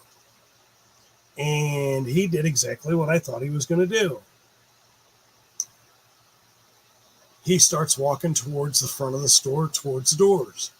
I step in front of the doors, said, "Okay, now take everything out of your pockets that you just put in it." I didn't see him do it. I didn't even go back and look at the cameras. I just know he did it. And what the hell did he do? He pulled out some food, some this, some that. Look, so when your employees are telling you that this is what it is, and people are assholes. So sometimes you just got to say what the fuck and be an asshole too. And that's me. Not everybody is going to do things like that. But when I was working at Dollar Tree, we had a couple that used to come in, and the week before I quit working for Dollar Tree, this lady and her husband came in, and they both had baskets. Well, the lady managed to get her ass out the door with her basket. The dude did not. I kicked that basket straight up out of his damn hand, and he got to go out the door with no basket. I don't care. these dollar stores, they want you to play AP, security, this, that, whatever. I'm really not going to put my body in harm's way, but at the end of the day, I'm not just going to let you rob me blind either. And you do this 3 or 4 times a week. Every time you come in, you're ripping us off. So finally, I just got tired of it, and I was in that kind of a mood, and I was right there by the door, so I kicked that shit right out of his hand. It was funny, and I should have been fired for that too. But then again, at the same time, these dollar stores, they don't care. They put these stores in areas where it's either high crime or very impoverished areas. And that is their MO. So I take nothing for granted on that.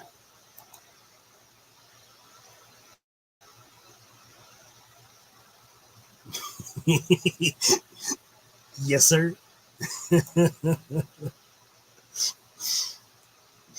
It's very true. It's so very true. You have to have the patience of a saint to work retail as a manager, especially in a dollar store.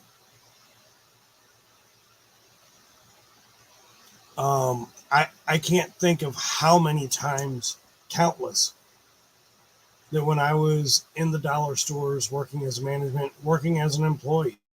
I mean, hell, I went from when I came in, I was still management, but I was an assistant manager at Dollar General, and then I was a store manager at Dollar General. Moved up within 3 months. Then I was a merch manager at Dollar Tree, and then a assistant store manager as well, and maid store manager as well. And I look at it this way: if y'all can come in smelling like Pepe Le Pew every fucking day, I just smoked all my damn tweeds right before I came up in here, and I'm stinking like a fucking skunk. And now I'm going to come in here and I'm going to rob you blind. No, the fuck you're not. Enough of my rant. That's just me.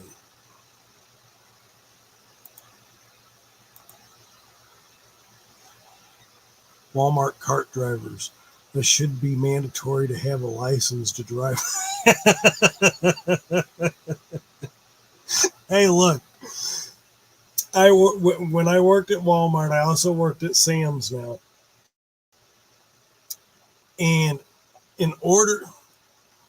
true story, it's hard to get on the inside of Sam's as an employee if you are a guy. 90% of all guys that work at Sam's started as a cart pusher.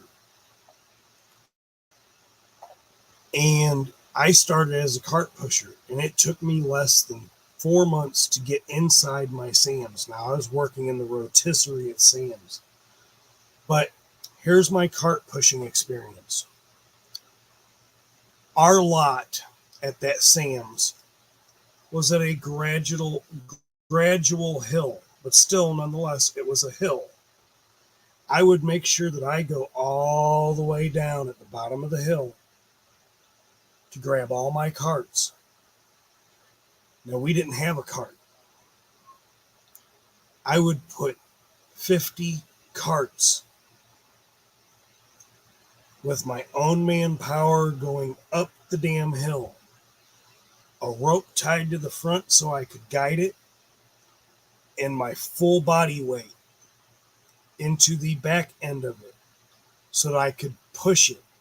If I was lucky to have 2 cart pushers with me, one would grab the front, one would grab the middle, and I would be pushing from the back.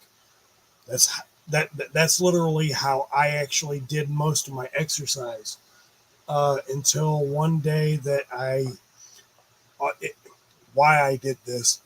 It was the hottest day of the year, and they told us to slow down on the carts because it was so hot. It was because it was blacktop. Now, you know, blacktop holds about 20 degrees hotter than what it is. It was 115 outside, a heat index of 115, 110, somewhere in there. That blacktop makes it 20 degrees hotter. I quite literally wore myself down the entire day, even with drinking water, drinking fluids constantly, taking breaks. And of course, I'm a smoker, so which I am pleasantly surprised I am no longer a smoker. My lady will not purchase cigarettes for me, so I would have to do that myself. And because of our financial situation, I am now almost a month without a cigarette, and I actually enjoy that. Kudos to me. Yay. Anyway, healthier lifestyle. So anyway, pushing these carts all the way up, on my last go about, there was only one person on the front and me in the back, one guiding and me pushing everything up. We get all the way up to the top of the hill and almost everything into the main cart corral, and I literally hit the ground.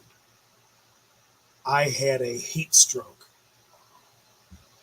And mind you, I'm only 34, 35 at the time. And it was strange. Like I'd never had anything like that. Like they put me in the shade, and just all of a sudden, I'm getting sick. And they call the store manager out, system store manager out. They call ambulance and whatnot, whatever. They get me all cooled off and stuff. And 2 days later, I'm on the inside of the building. They didn't want me out there pushing carts anymore because they knew that when I was out there, they never had a problem with carts coming back up into the building, even on their busiest days. It was just really, I have a work ethic. And it's not to outshine anybody. It's just I have a work ethic. Let's see. One more. Yeah, that should be mandatory. I do agree with some of those. My ankles never be the same. Look, that's how I built my legs, as well as some other parts of my body. By pushing that, I got a stronger back for it. I definitely got stronger arms because I was able to like push them out. That was like one of my favorite things to do. Here's a question. Does any of your stores in the States still have layaway? A few do. Like they'll do that around the holidays. They won't necessarily do it during the regular season. That's a lot of that is due to the fact that people just put shit in layaway and never come back for it. So it's harder to restock your shelves of shit you need if it's sitting in layaway.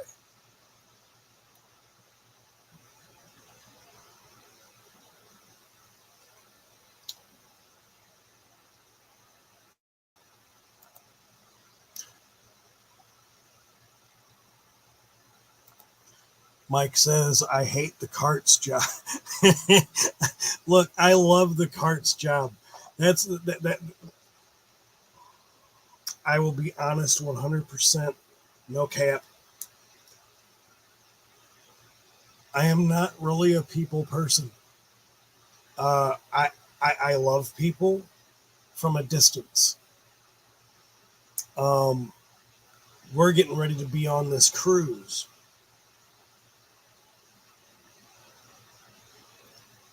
When we are on the ship,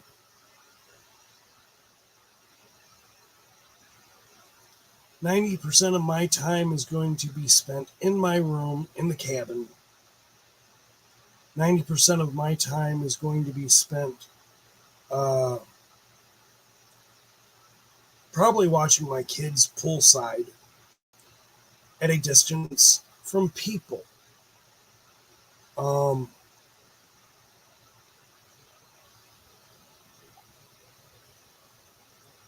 I have a low tolerance for most people. I did carts at the regular grocery store here, never at Sam's. I did work at Sam's, but as a cashier only. I couldn't be a cashier at Sam's. I couldn't be a cashier at Walmart. I could not. I was only forced to do it when I was working at the at Dollar Tree and Dollar General, because if people didn't show up and I needed a cashier, somebody had to ring somebody out. Guess who that fell on? I love Kmart. I wish they were still around. I miss my blue light specials. Absolutely. And their shelves were always stocked. Always. I sound like Jamie.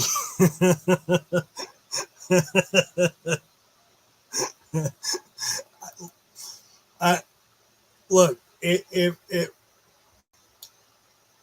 small circle that I have in this toy community, even though it's a big toy community, the small circle that I hang in, I could deal with that.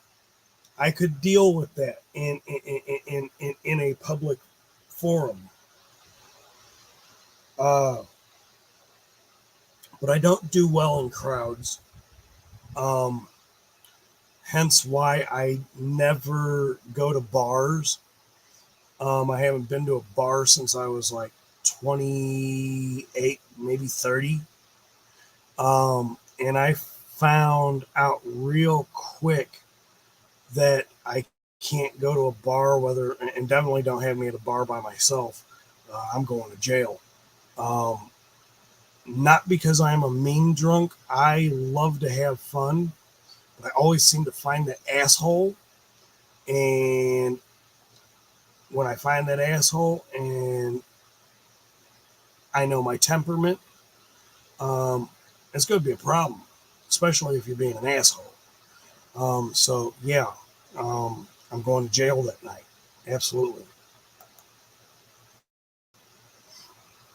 I don't do good with layaway. I always felt I always needed to pay it all then and there.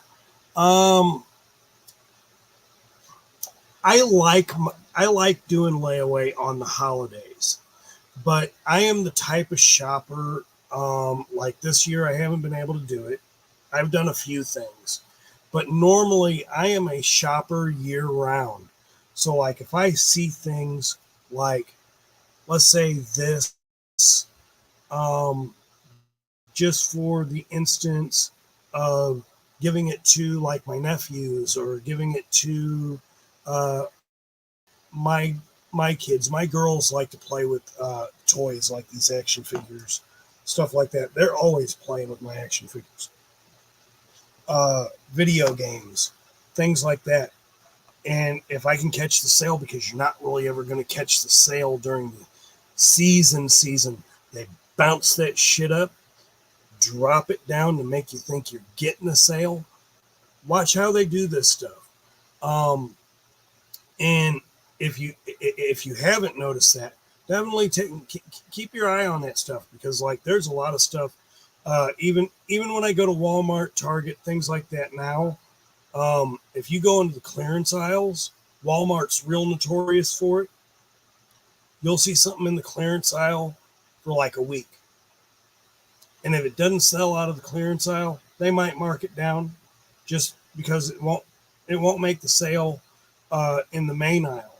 But If you watch the clearance aisles, I've seen it many times, especially at my Walmart. Maybe not all Walmarts, but at least at my Walmarts, they'll mark something down, put it in a clearance aisle, then 1 week later, because it didn't sell for like $13 or $14, because they only dropped it for like $2 or $3 to see if it would sell and work its way off the shelf. And then the next time you go in there, might be a couple weeks, then it's back at regular price. Watch that. Seen it too many times.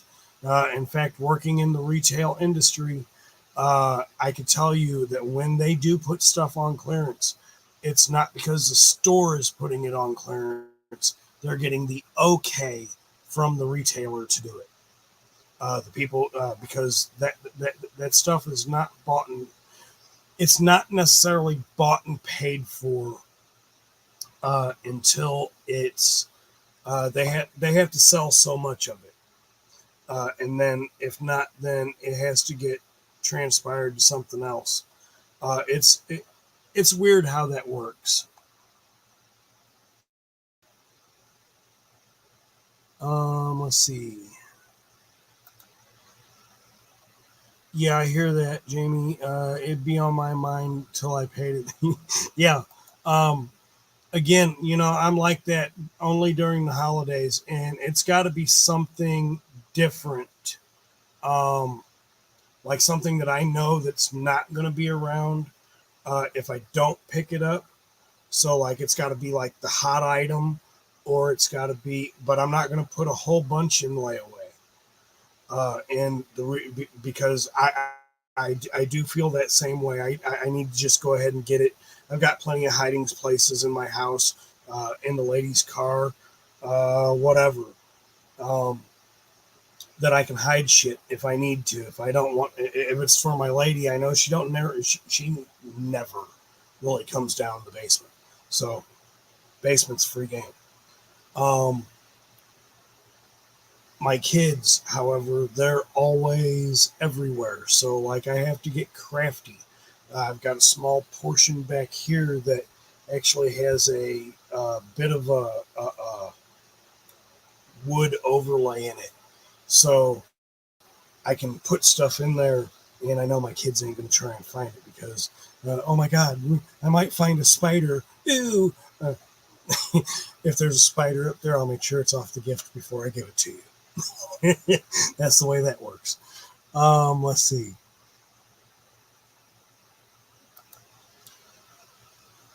No, I know I'm definitely not missing anything at the bars. See, that's a whole other thing. I can't stand beer. Like, the closest I'll come to beer is a Corona, and that's because, like, I could put things in it to make it not taste like a beer. And every now and then maybe a Bud Light, but other than that, I don't do beer. I'm whiskey, vodka, tequila. Tequila is my tequila. I, I just don't need, no bars.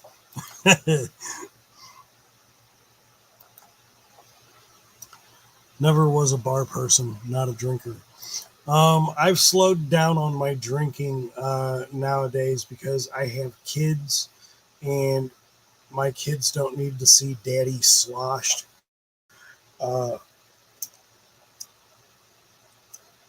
And neither does the lady of the house, for that matter. So I was known to do some pretty strange shit when I was drunk, especially in my younger years, because I was just young and stupid.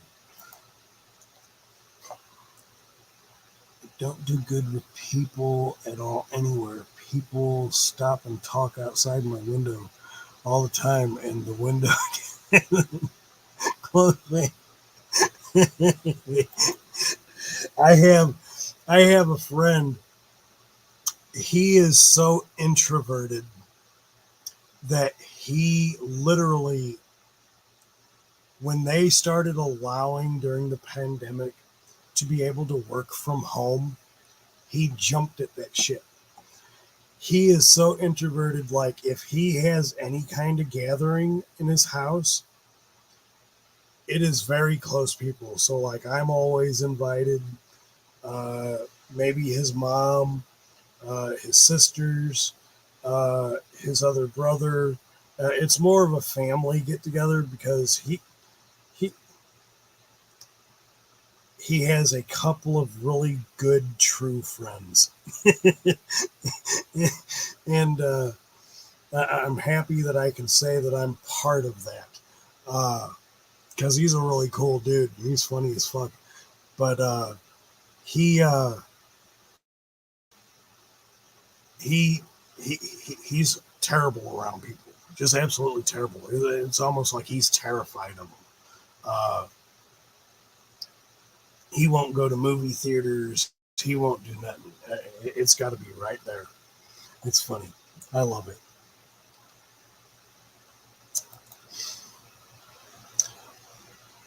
I will have to yell from a distance if I ever met you, Jamie.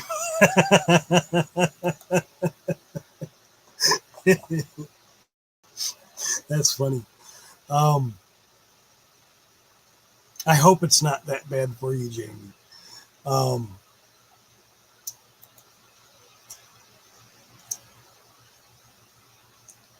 I used to be fun, great drunk until someone fucked up. Damn punks keep. Yes, Mike. I agree. I wholeheartedly agree.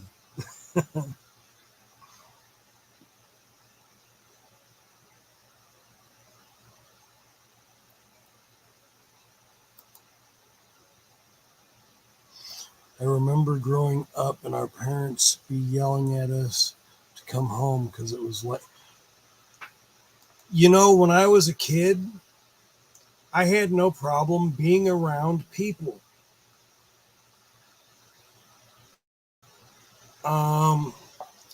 When I was in my middle ages, I didn't have a problem really being around people. I just turned 51.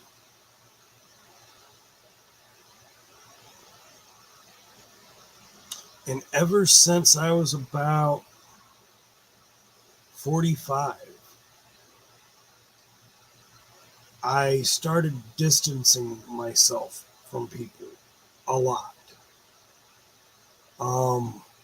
Not so much that I was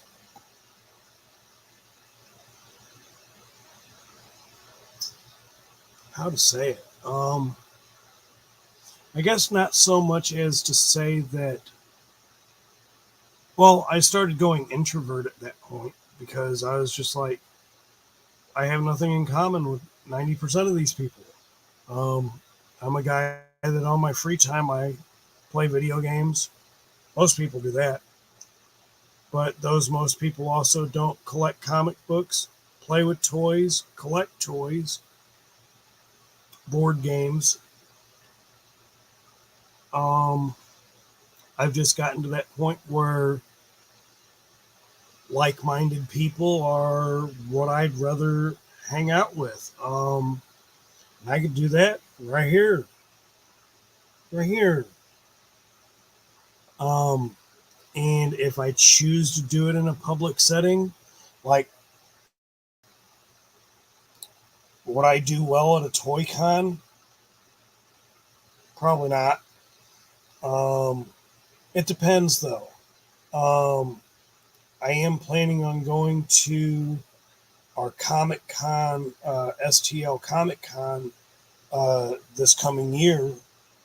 That happens twice a year here, once in the spring, once in the winter, fall, close to winter. And I always go in cosplay, so I can dress up and be who I am and take a couple pictures because I'm fully garbed out, so you're not going to know it's me. But that that's just what it is, and that's the fun of it. I get to be something else or someone else. Let's see.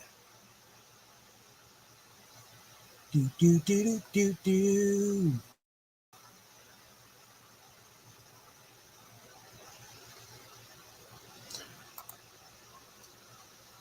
There's a reason for this.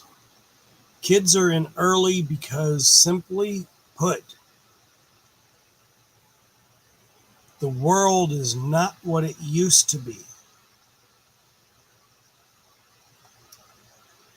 My kids are in the same time I was in. And my 16, well, she'll be 16 in September. But she's still got a street light curfew. I don't give a damn. You're in my house. Your safety comes first.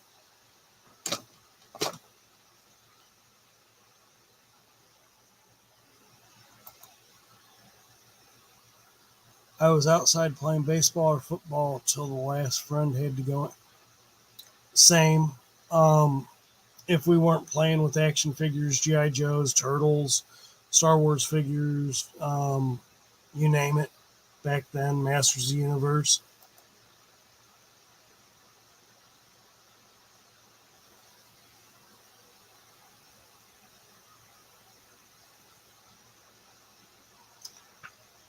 Yeah. Um, a lot of that is ruined because, uh, you know, think of our day. We didn't have this. This hung on a wall. Uh, Text messaging was writing a note in class, passing it on to the next one. Hey, pass it over to Jennifer. Pass it over to Mikey or whoever. That was our text messaging. When we wanted to find out who could come out and play, it was, "Hi, Mrs. or Mr. So and So. Can little Jeffy or little Mikey come out to play? We're going to play guns, and we're going to play this, and we're going to play that, and we're going to throw some footballs and baseballs and wiffle balls." You know, my friends were always, because I didn't have a problem playing with the girls in the neighborhood either. So, like, I would go over to, like, my friend Stephanie's or Jennifer's house, and we'd come outside. Again, back in them days, kids were kids. We'd go out and we'd play with, like, Barbies and whatnot. And I ain't really gonna play with my Barbie, but I didn't have a problem playing with the Ken doll. I didn't have a problem, but I'm not trying to play house. I was a boy. I'm not playing house. I'm not trying to be no daddy. No, I didn't know what all that stuff was, but I know I wasn't doing that stuff either, not even with toys. But it was always funny because, like, my friends would always make fun of me when we all got back together. Like, I'd get finished playing with the girls, spending time with them, and that was always fun. But it always felt a little awkward because, and granted, I wasn't always the only boy in the group playing with the girls.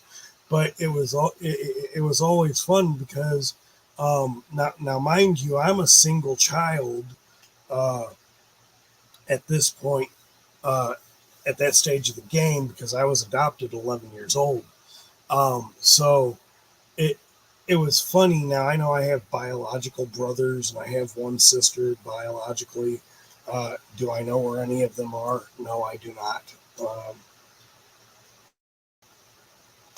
Anyway, to say the least, I was raised as a single child in my mom and dad's home, and I was okay with that. I guess I was a little bit spoiled being a single child, but at the end of the day, I could go out and I could have fun, and I didn't have a problem with who I played with. That that that's the crap that people have to understand. No matter where you came from, I lived in a diverse area, so there were. I don't believe in races. Um, there's one race; it's a human race. If that's offensive to anybody, your problem, not mine. Um, at the end of the day, it's like this. I don't have a problem with you until I have a problem with you, but it's got to be a legitimate problem. I will not play the games that other people play. Um, that kind of crap is learned, and there's no room for it in human society. Let me see. I've got a funny story about that, Adam. My friends and I, we used to make tree houses too. But one day we decided that we were all going to go to this little wooded area, and there is a metal tower, and it's an electrical tower. So if ever there was a storm or something and the wire ever got ripped out of the tower and it touched that, we were all going to fry. This is why, again, 70s, 80s, and 90s kids, mostly 70s and 80s kids, are tougher than any kids I know today. These kids today, they, they, they, they haven't done shit. So we built a platform across this entire electric tower, 3 levels, ropes going up, or we would scale the tower. Oh my God, if there was ever a storm, lightning ever hit the tower, the electric wire ever came down, hit the tower, we're all fucked. And finally, the electric company came over and seen that tower there one day, and of course, none of us were there when it happened. We happened to come there probably a day or two after they had tore that shit down. And of course, we put it all right back up. So they had to come tear it down a couple of times. But it was always fun. So like each level was a little bit smaller, but it was great. It was fun times. My boys don't care that they were outside playing Barbies with the girls in the neighborhood the other day. That and you know what? That's awesome. I love to hear that, because really, when you think about it, this is nothing but a small version of a Barbie. I'm sorry. Anybody who I offended saying that to, your problem, not mine. I will say it. But again, at the end of the day, action figures, 12-inch. I mean, because I've got a ton of 12-inch action figures that would go quite well with some Barbies. So at the end of the day, I will do some things like this. I will play with things. So like, I don't have a problem playing with my girls with Barbies, because I'm gonna bring my 12-inch Star Wars figures or my 12-inch Marvel or DC figures, or I'll play with the Ken doll, but I'm still not playing with Barbies. That's just me. Let's see here. Get back to the chat.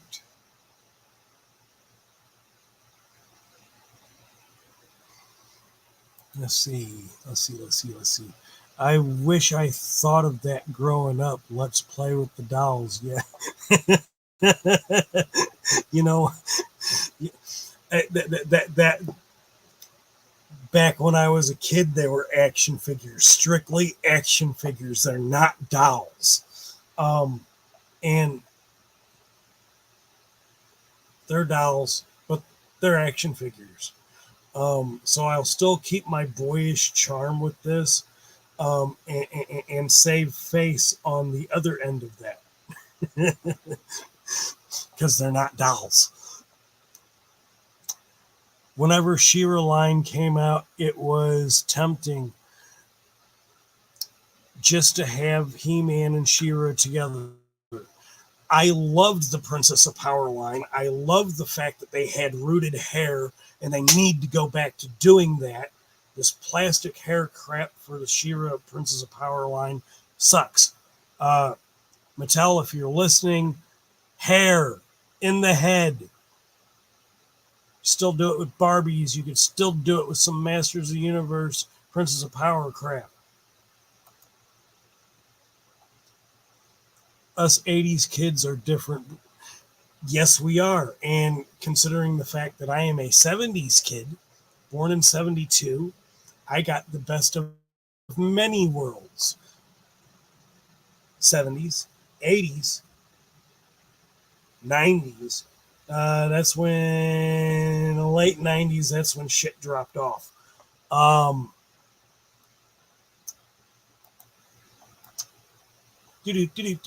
My boys love their wrestlers, but they have 3 older sisters, so they don't mind the girly stuff. And that's awesome.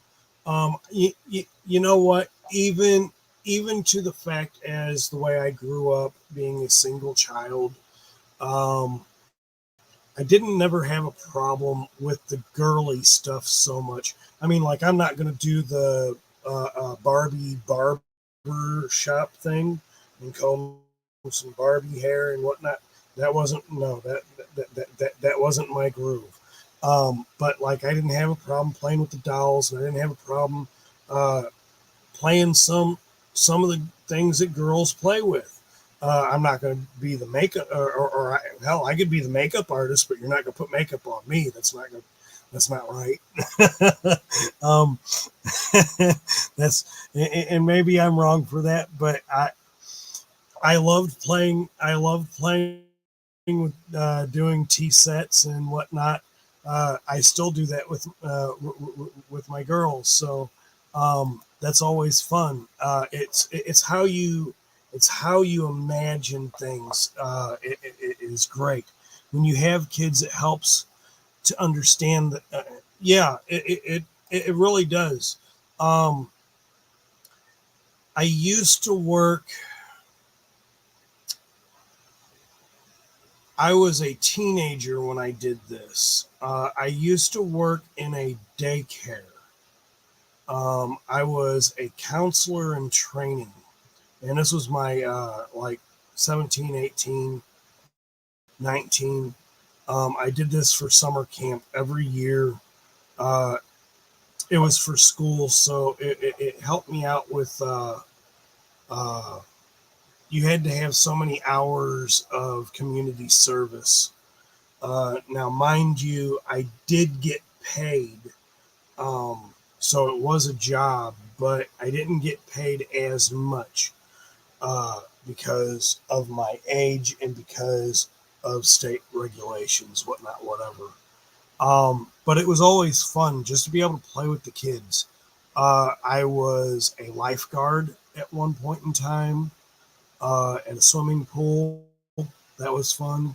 I got to teach some kids how to swim. That was kind of cool. You know, it is what it is. I've had a well-rounded career. Let's see here. I have a couple of friends, childhood friends, that are very deeply rooted in Motu and things like that. I know that's not what you're talking about here, Adam, but I love the rooted hair in the Princess of Power line, and I think I think they should still do that. I am lucky to say that I have the SDCC Comic-Con rooted hair She-Ra back here in my collection in the box, and she's not open. I will not open that.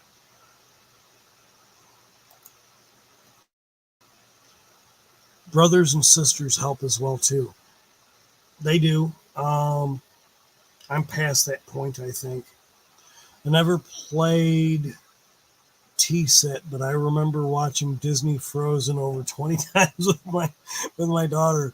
That film will be classic to their generation one day. I I agree. Um,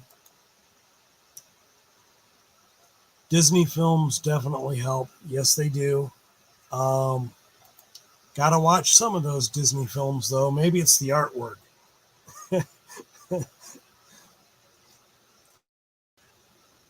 It's Frozen is uh, one of those movies that like it kind of makes you like I've been seeing a lot of these things on YouTube, like their shorts, like do do you remember how this was blah blah blah whatever, like Frozen, and then this was the king and queen, and this is how they came to this and that. Some of that shit makes sense.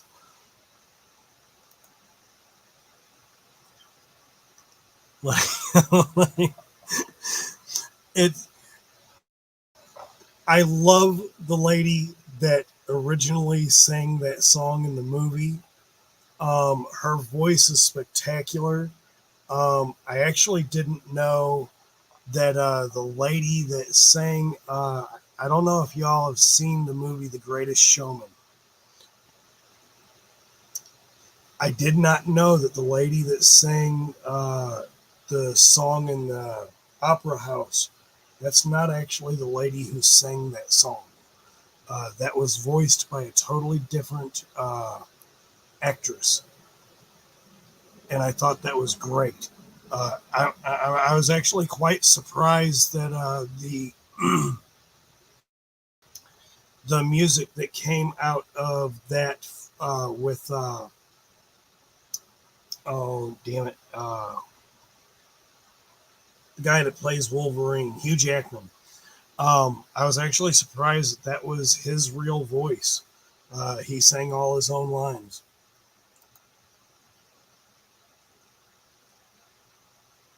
Even I liked Frozen. I'm not a fan of Disney animation. Um, I'm I'm not a fan of what they call Disney animation today. Um, I think the last true animation film Disney made was The Princess and the Frog, or The Princess Frog. Um, Disney, go back. Stop the CGI shit. Hate it. Um, or rather, 3D. Exactly, 3D animation. CGI. Frozen wasn't bad. It definitely was overplayed in my it it was overplayed in this house too. Uh, don't feel bad. I still sometimes have nightmares of I'll wake up in the middle of the night with Elsa blowing that in my ear. Let it go, let it go. Please let it go, because you're about to drive me nuts. Let's see. I think it was almost every household.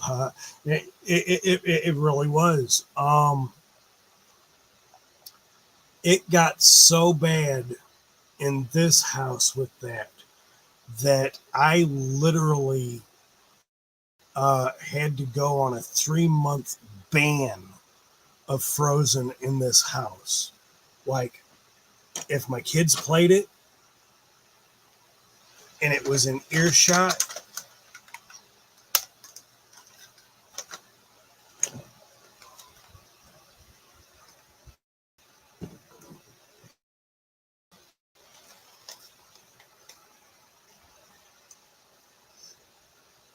now I can't hear it. um, I got a new set of headphones finally, but nonetheless, they're useless when I'm streaming alone. But at the end of the day, you know, I have to say that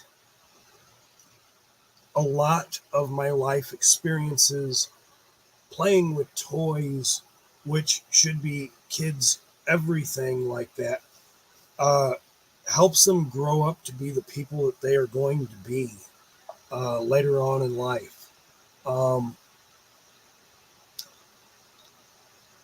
I'm still a big play baby, so I don't necessarily have to play with my kids, and I don't necessarily have to do anything but play with my action figures, dolls, um, play with video games, make stories with my comic books, um, doing other projects, even doing a stop motion video that's still playing with your toys. It may not be the normal type of playing with your toys, but I do play with my toys. Um, they don't just sit on my shelf. And that's wonderful. If you're literally a toy collector that lets your stuff sit on the shelf and that's what makes you happy, that's great.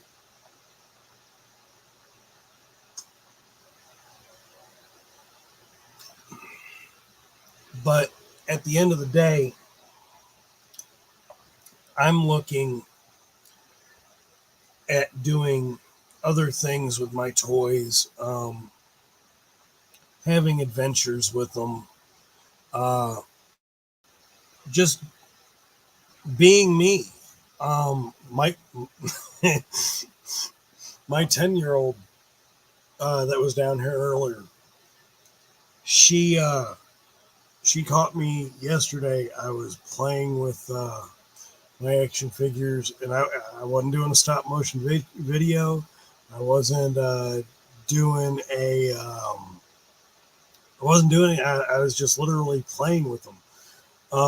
And my kids came. My 10-year-old came down, does one of these numbers from the top of the steps, middle of the steps, bottom of the steps.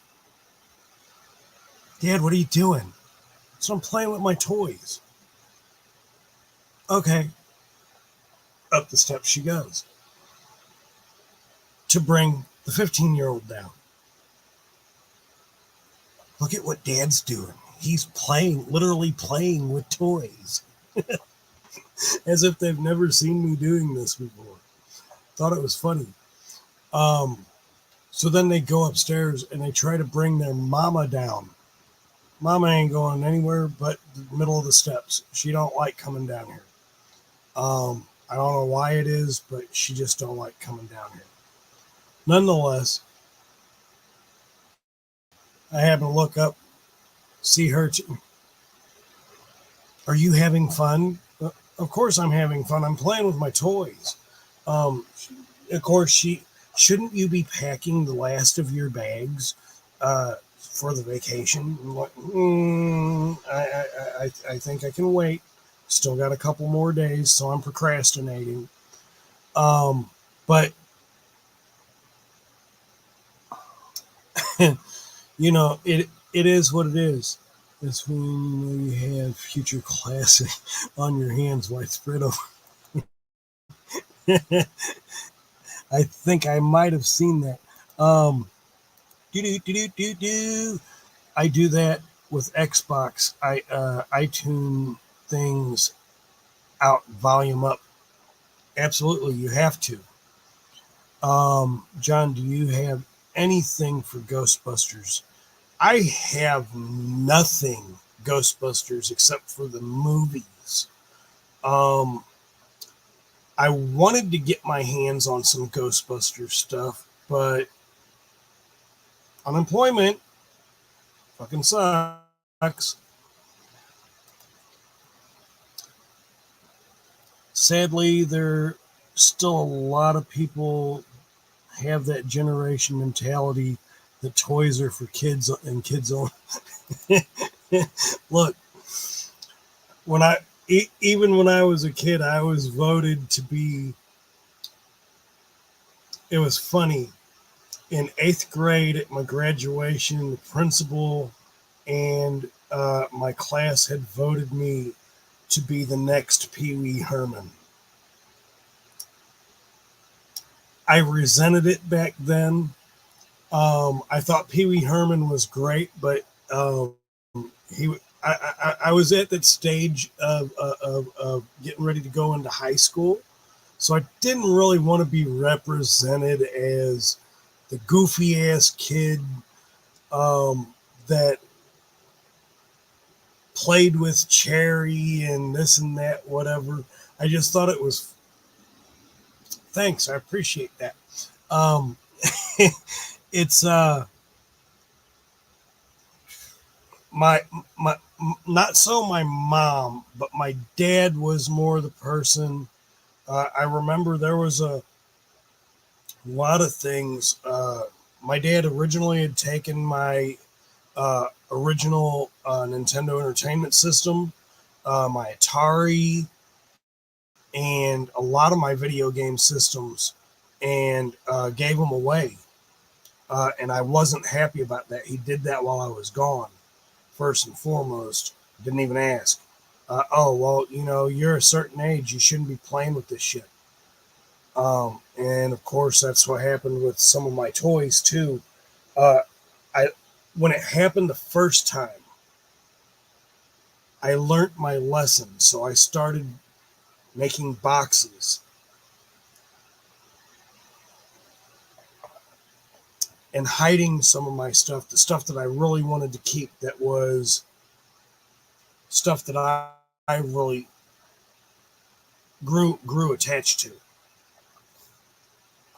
My dad never could find it. When I moved out from my mom and dad's house, my dad asked me, well, what are you grabbing out of the attic? We don't have anything in the attic. I've never put anything in the attic. I said, I'm glad you didn't. Otherwise, you would have found the stuff I put in there. And so I pulled out probably about 25, 35 boxes filled with nothing but toys, video games, comic books. That was the one thing my dad never really messed with, was my comic books. That would have been like bad bombing.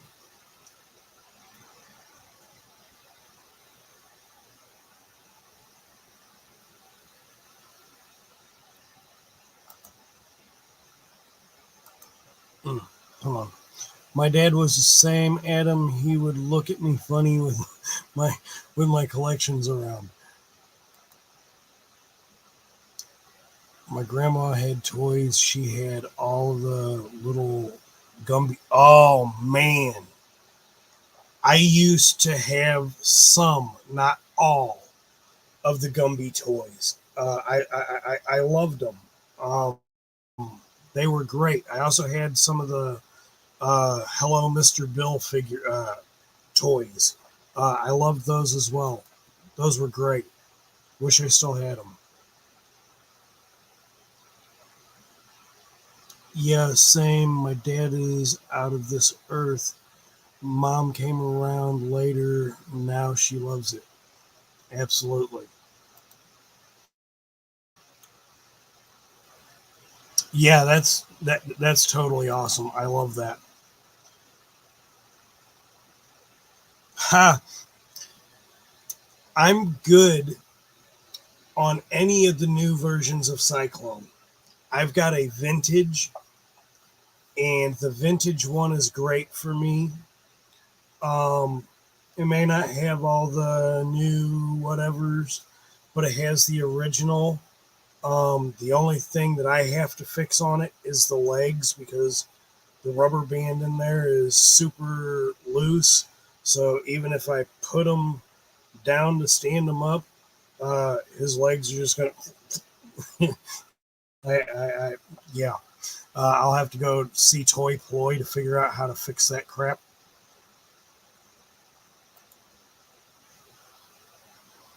It's an awesome figure. I guess dads expect many things out of us to do instead. He had your mom like some toy. My mom was always okay with what I played with. Um, it was my dad. Um, And of course, my dad, he was military career, so um, he he just grew up in a different time, a different era. Um, he's definitely much tougher than my ass is, and he he's been gone since 2015. Um, but nonetheless, uh, I learned a lot from him. Um, Learned a lot from my mom. She's been gone since 2005. But at the end of the day,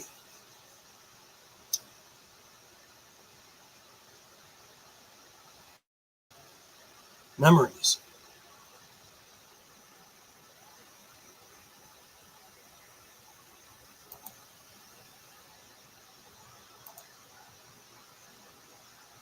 She really wants the WWE Giant. I've got both. I've got the Masters of the WWE and I've got the Superstars Giant. The only thing that's different for the Masters of the WWE and WWE Superstars Giant is you can switch the boot colors. You got a soft goods, um, whereas on the other Andre, it's painted on. Um, the hair piece, which is awesome. I love that. Um, but other than that, there's not really a whole lot different between those. They're the same exact size. Oh, and of course the other pieces that you get with the Masters of the WWE, the chest plate and the little crown piece that comes down on his nose. That's like iconic for him. I love that. And then if the only figure right now that I can honestly say that I am definitely disappointed in me not having is the Prince Adam and Cringer. I will go to the secondary market for that. That is the piece that I absolutely must have. Must. That is a grail piece for me. Eventually, I know that they are going to do a Battle Cat with all the full articulation that this Cringer has. They kind of have to at this point.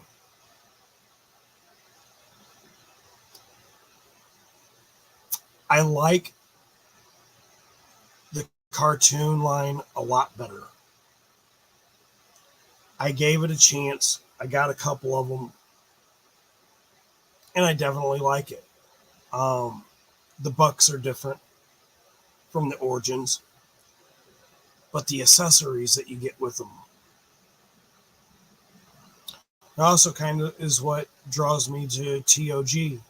I love the Turtles of Grayskull line. First of all, if nobody knows, we are getting a full rendition. I do believe it's going to be 4 comic books, and they're going to be full-size comic books, Turtles of Grayskull comic books by Dark Horse.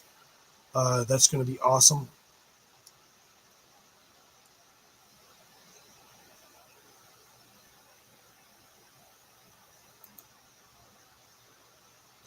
Prince Adam and Cringer release on Amazon is July 12th, $30.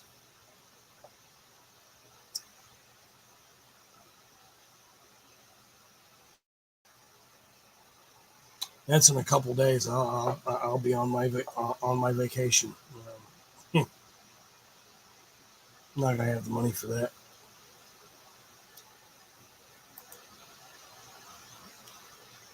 I do too. I love the cartoon line so much. Of course, I am a Filmation nuthead. Again, Filmation is my He-Man. Um, what can I say? That was so much definitely my He-Man that I was used to. I think everybody, because that was the first He-Man, right? Um, my absolute favorite character in Masters of the Universe, Orko. Um, how couldn't you love that little Trollan, right? Um, everything that he did on his own home planet, uh, according to the original storyline, everything he did in his on Tralla. This is why, and now, man, mind you, they never called him Oracle in the Filmation line because he was just as much more powerful on Tralla, but just as much of a clumsy little floating dude uh, on Tralla as he was on Eternia. But here's the thing: when he tried to do his magic on Eternia, it would always foul up. But when he doing his magic on Tralla, it worked perfectly. Now we only got one episode in which Orko, not that he was on Tralla, but how we found out where he came from and how his magic actually worked. And I absolutely love that. Uh,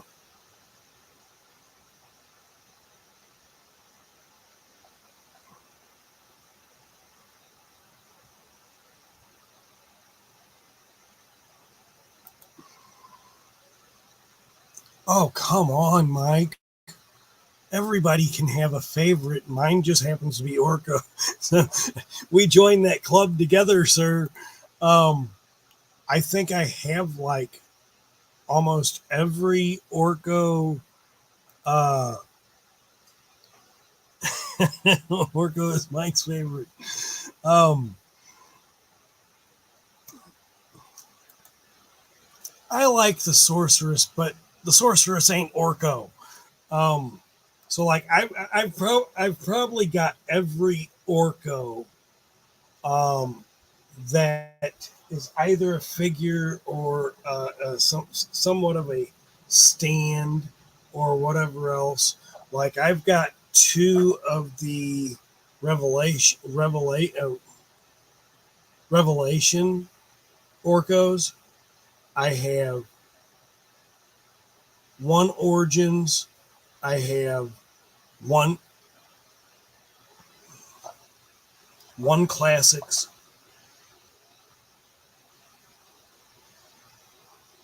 I have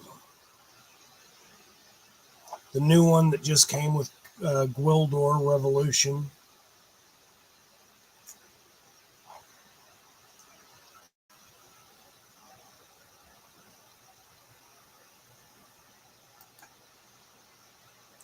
I like him better than Rio.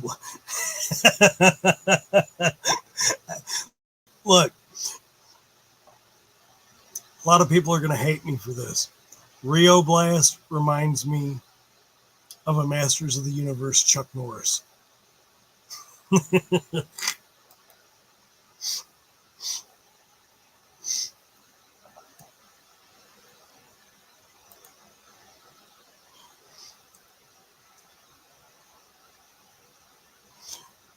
It's okay. I get shit for living Hordak.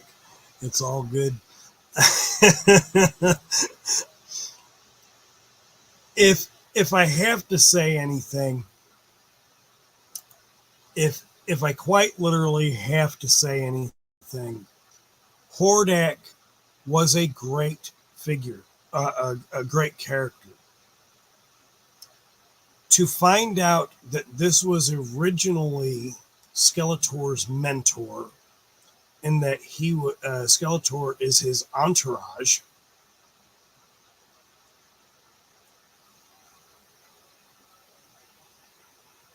is great.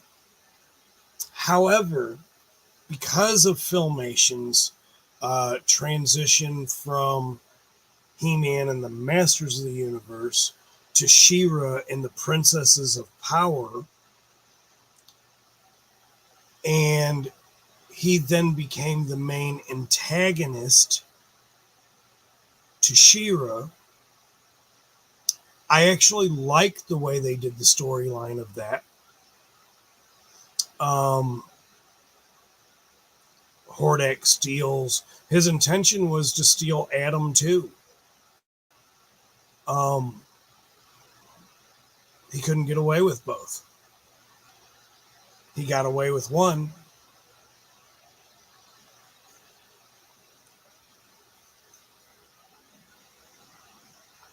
Yes, true. He had yes, true. He had to have been based on Chuck Norris. I firmly agree with that. I mean, because let's think about it. Back in the, if you couldn't do it, Chuck Norris could. that was always great. I loved it. That was just one of my favorite things. And I am getting ready. I can't believe I've actually been on here this long. 2 hours, 56 minutes. Time flies when you're having fun and just doing things you love to do, right? Oh, I have to show this. So I'm going to be doing something with my kiddos in the kitchen, and I might actually take the time to do a recording of it. So I was at a store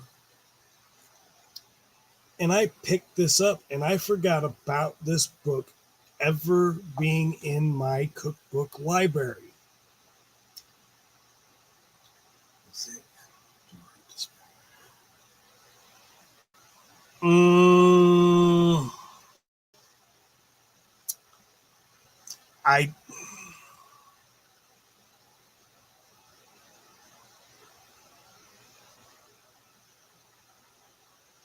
I don't know. I can't. I don't know. Wookiee cookies. They are a thing. The Star Wars cookbook, Wookiee cookies and other galactic recipes. There are some wonderful recipes in here. I'm gonna go through these a few of them real quick. Plus, this is a great book. Everything in here, like I could take a dry erase marker and scribble on here and then wipe it off, and it would be all good.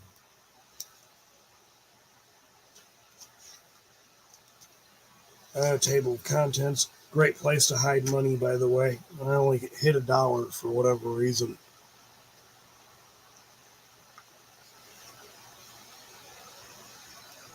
No part of this publication may be reproduced in part or in whole. That means any electronic, mechanical, photocopying, recording, or otherwise without written permission. So I'll be doing this very, very kind of quickly, as I don't want to copyright on this, and God knows what the hell they'll do. Breakfast.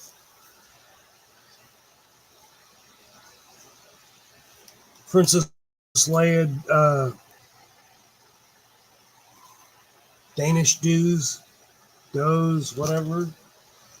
That looks pretty cool. Those are cinnamon rolls. 3PO pancakes and Ola French toast, or Ooh La La French toast. Think that's going to be kind of cool. Twin Sons toast. Think that's kind of cool. It's just putting 2 holes in some bread and cooking the egg with it, with the yolks right there. Moss Isley morsels. I think that's kind of cool.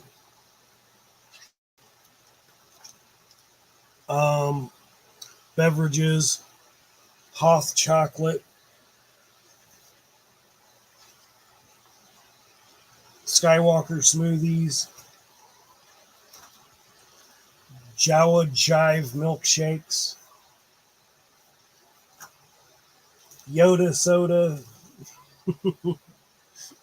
Some of these are going to take something. I'm going to have to go to some specialty stores to get some of this stuff.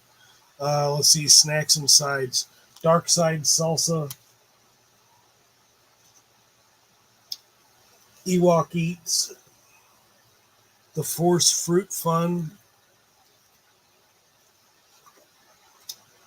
Tuscan Raider taters. That's going to be awesome.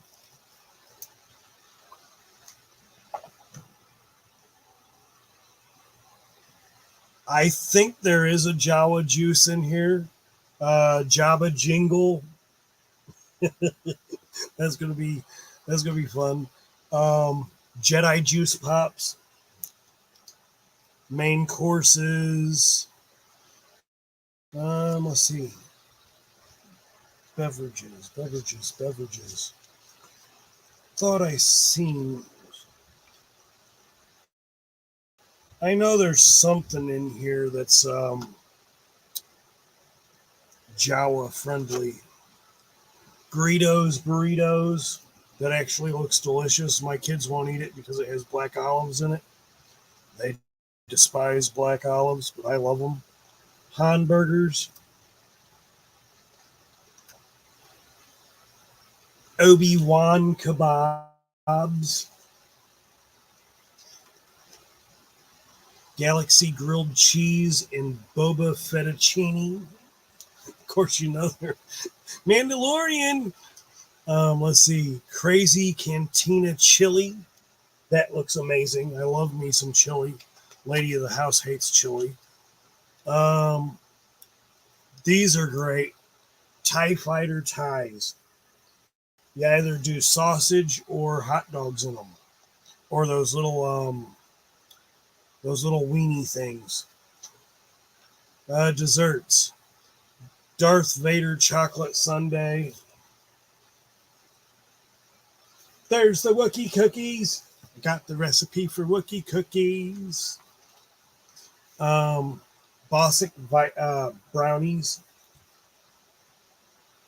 Those look absolutely delicious. Death Star popcorn balls. It gets like a for the little indention ray thing that comes out of it. It gets like a sour gummy drop in it. Pretty cool. Wampa snow cones.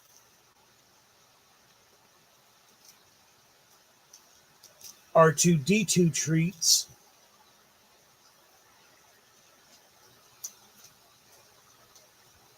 Sand Trooper Sandies.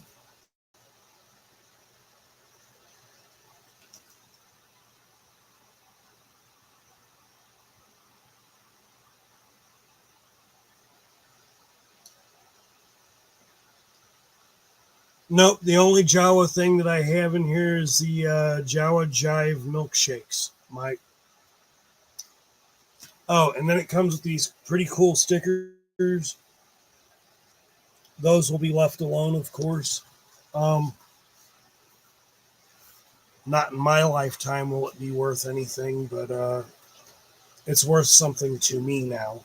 Hopefully it'll be worth something to my kids. It'll be a fun activity that we do, so I think that's great. Let's see.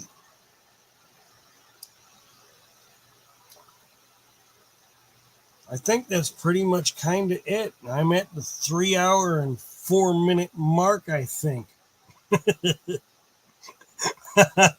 I am so sorry, Jeff.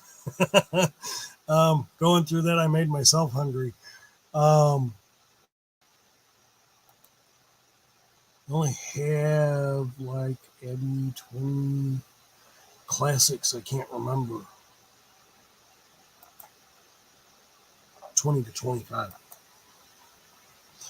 Oh, okay. That's a good number, though. Yeah, that is a great number. It's still like that. It's cool as long as it's worth something to you. Is exactly as long as it. I I couldn't say that better myself.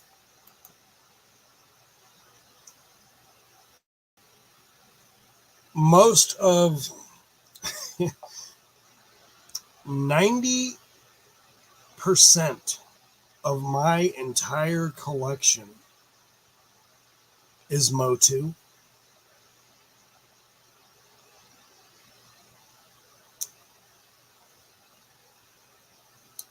Um,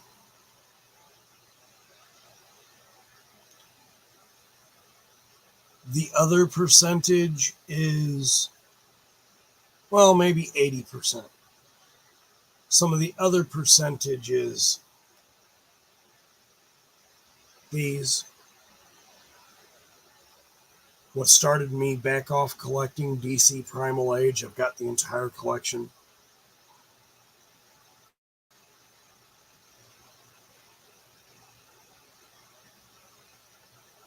Um, Savage Worlds, when they did the Thundercats. Still need that second wave, second and final wave. That has Jackalman,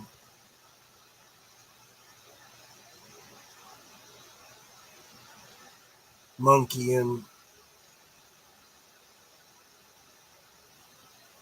Tigra, and Shitara. So I definitely want to get my hands on those last four on that, as I got the first wave, which was Lion-O, Panthro,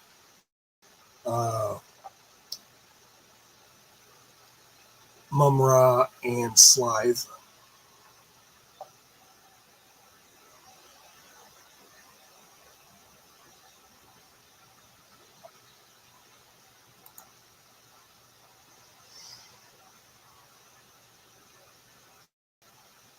Yeah, that's, again, my favorite character in Star Wars, Darth Vader.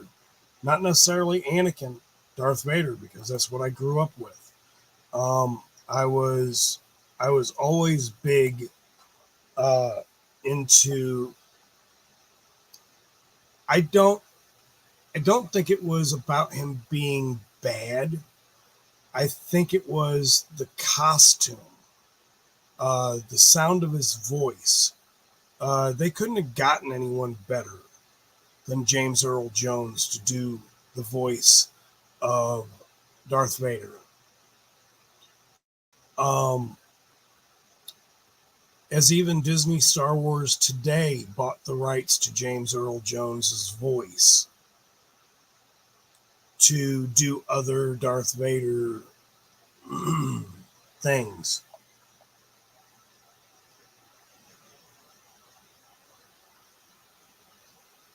Um,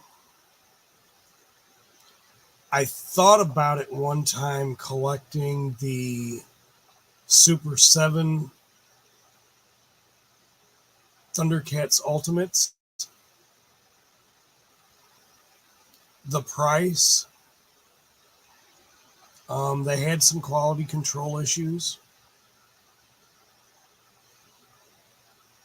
but it was the price that made me say, no, I'm good with that. I have quite a few of the, as seen on TV, Masters of the Universe that Super 7 did. I love those. Those were great for Filmation because those were the original Filmation ones. I got He-Man, I got Skeletor, I got Merman, I got Evil Seed. I would love to see an Origins Evil Seed, but I highly doubt it. Thundercats are great. I love Thundercats.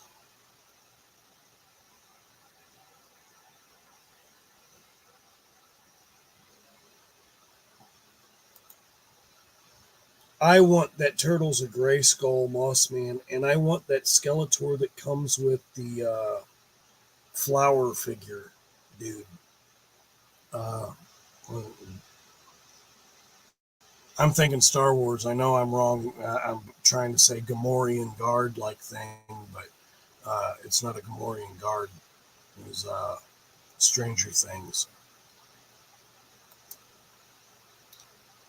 That Moss Man is absolutely amazing for the TOG line.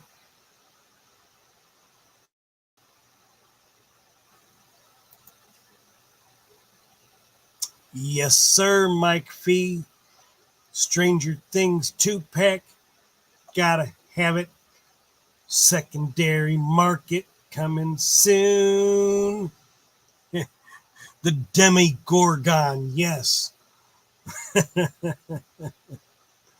I can't believe it. Yeah. Buzz Off was another. I think I got that as well in the Super 7 as seen on TV. I wish I would have actually collected that whole line when it came out. I had a chance. They were actually being sold at my Menards for like $14 a figure. And they had the entire line sitting on their shelves, and they had many of them. And I walked out the store. I went in there 3 times within 3 weeks, once each week, and they were sitting there, sitting there, sitting there, sitting there, sitting there. Even got a phone call from a friend of mine who worked there. Hey, man, they're getting ready to get rid of these things. They're going to be gone. Yeah, I'm not collecting really right now. Regretted it. Still regretted it. Still regret it because those things are outlandish right now on the secondary market. And they will stay outlandish on the secondary market. Stranger Things 2-pack is great. I want that again. I want it once. I wouldn't mind it twice, but I at least want it once. Sometimes I just... you know what? I don't never hate life. What I hate is not being able to get what I want to get. What I hate is not being able to get it now. My Target had a bunch of that too. My Target never has anything. I've got 4 of them around me within a 20-mile radius, right? At least 30 anyway. And the one closest to me never has shit. The one second closest to me, the only time that I've wound up going there and they had something was when I got my Classics steel cage wrestling mat with the blue cage around it. They had 3 of them in, and I looked to find them. I had been looking to find it, and I got it cheaper there than I would have eBay. I had actually almost bought one on eBay the day before, and I'm glad I didn't, because I would have spent $40 on it when I got it for a sale price of $13. Could have bought all 3 of them, and then I could have been a scalper. Buy low, sell high. Anyway, one of those Stranger Things Fright feature figures. They're at the dollar. They're at my dollar store. I don't know. I've not seen those at any dollar store. Of course, I haven't been to a dollar store since I quit working for them.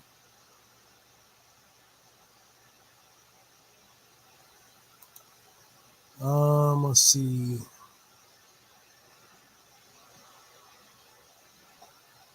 I know the feeling, Mike. I definitely know the feeling. I've been broke for a couple of months now.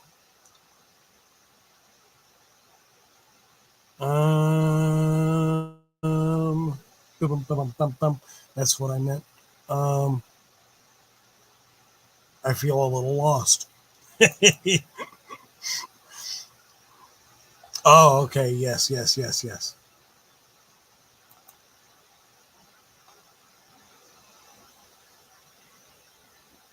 Absolutely. They look just like Ghostbusters fright figures, but they're Stranger Things. Want to say they're just under 5 inches. Okay, I think I might know what you're talking about. I think. Um,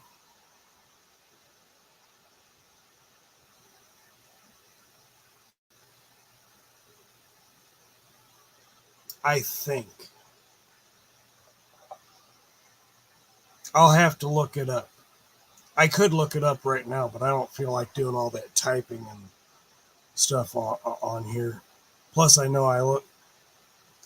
I don't know what my picture looks like to you guys right now, but I'm pretty sure it looks pretty fucking janky. Um, I've really got to stop using StreamYard, but I cannot get my OBS to work right for shit. I don't trust it. If I had the extra kit, don't even worry about that. I appreciate that. Yeah, seriously, don't worry about that, my friend. Um, my situation will turn around sooner or later, and I will eventually be able to pick one up or two. Um, one never knows. OBS Studio is absolutely wonderful, but every time I seem to use OBS Studio with this computer, what happens is I'll get about 17 to 20 good minutes in a live, and then for some reason whatsoever, my computer craps out or OBS kicks me the hell out and I don't know that I'm not live anymore. I'm usually pretty good if I'm doing a recording through OBS, but that's kind of pushing it with this computer because, again, this is an old Pavilion 20 HP. The last thing that it had on it was Windows 7. I pushed it to have Windows 10. I can't put Windows 11 on it. There's no possible way. I don't have the memory. I don't have anything that this computer would be good for with that. So, new computer is what I need. New computer is something I will eventually get. And when I get that new computer, I'm still going to have this computer to do all my research and stuff on that, stuff like that on. And that's what I'll use that for, because the next one's going to be one of those computers that is going to be able to hold, do OBS, do gaming, do all that mess. So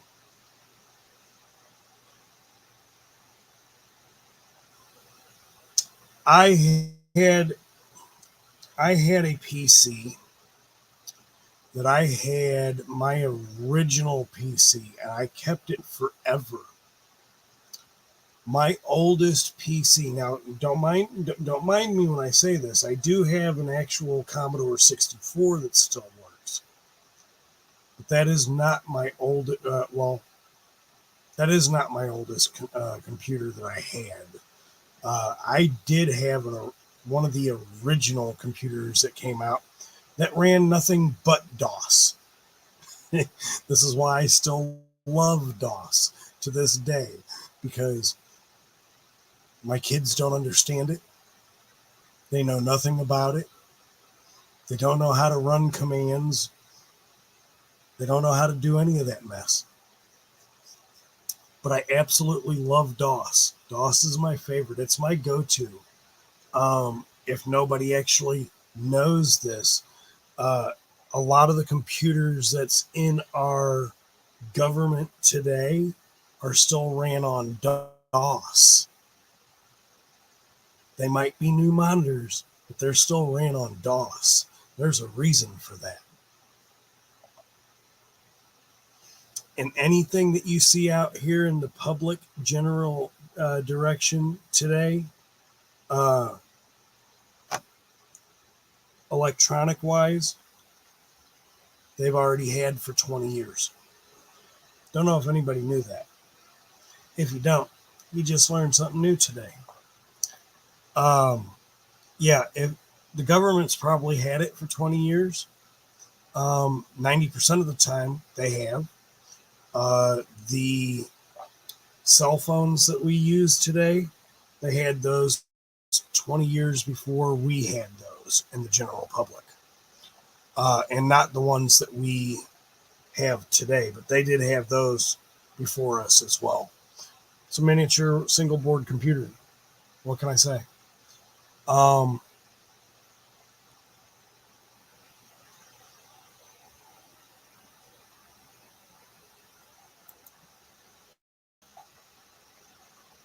I love the DOS system. Yeah, it almost sounds like a Star Wars thing, right? Star Trek, Star Wars. He's in the DOS system. He's naked in front of his acolyte right now. Look,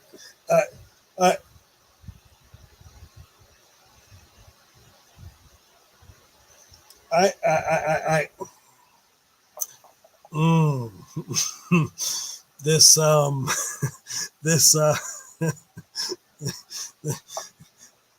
this new TV show on the Star Wars, like, I do streaming stuff, but I don't like actually watch TV. So like I will watch that on my computer because I have it streamed here, or I got my phone for my Disney Plus, or I've got my Roku.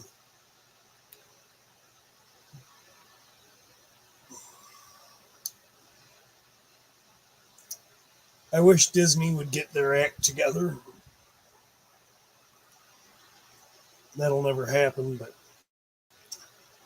I wish they'd get their act together and do the Star Wars storyline the way it's supposed to be, because you've got 2 more episodes, one coming out tomorrow and the final one next week. And seriously, what the fuck are you doing with the Acolyte? I know what you're doing with all of the legend stuff, and you're trying to switch canon. You're trying to, I feel like you're trying to kill canon.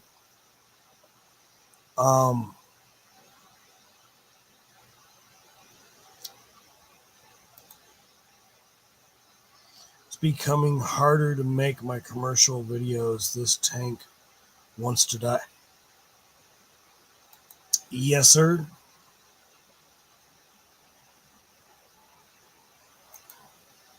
Jeff, I thank you for being here, sir.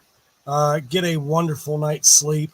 I am going to be signing off here momentarily as well.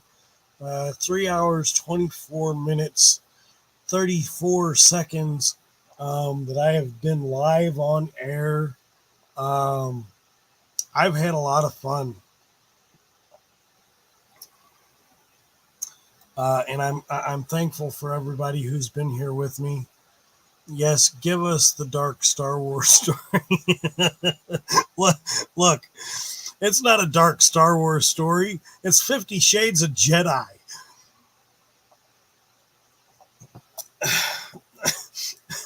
It's again at the beginning of this, at the beginning of what I did tonight on my live. If I was OSHA and I was given the lightsaber and I had it at that man's throat, I'd have cut his damn head off. All the Jedi that you just murdered, but now you're trying to get into my head. And she says, I'm not as easily swayed as my sister May. You're not. You're proving that you are right now. I don't know what Disney is doing to Star Wars other than just trying to, I think, tear it apart. And I want Disney to come up with a different style. I'm over the tired of 3D. I'm over the tired 3D animations as well.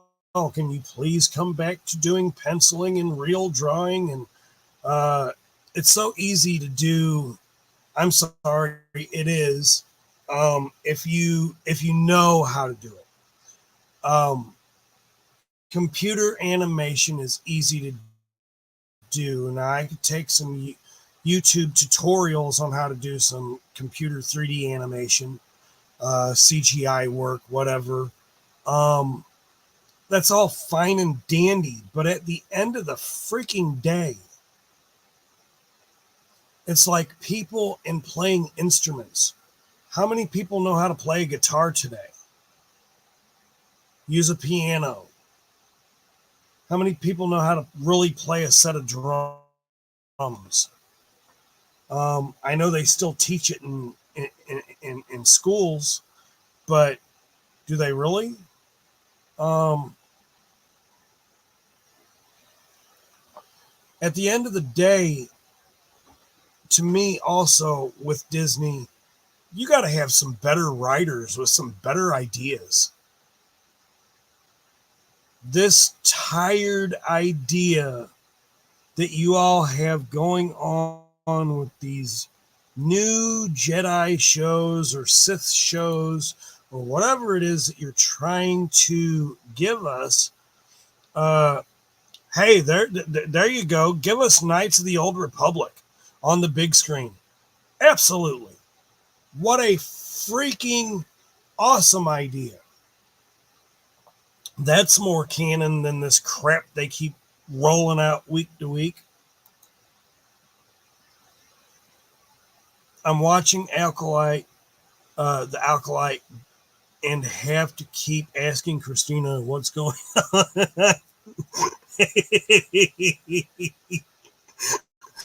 I have to watch it at least 5 times before I really see what's going on myself, Adam. It's really ridiculous because like the story does too much character jumping. Like it took not you. It took, well, let me say you, because it took Disney, 6 episodes just for a decent lightsaber battle, which really wasn't a really decent lightsaber battle. It was, come on, you got $180,000 an episode. You don't have a set. Now, mind you, you might use the same set for many different types of Star Wars shows.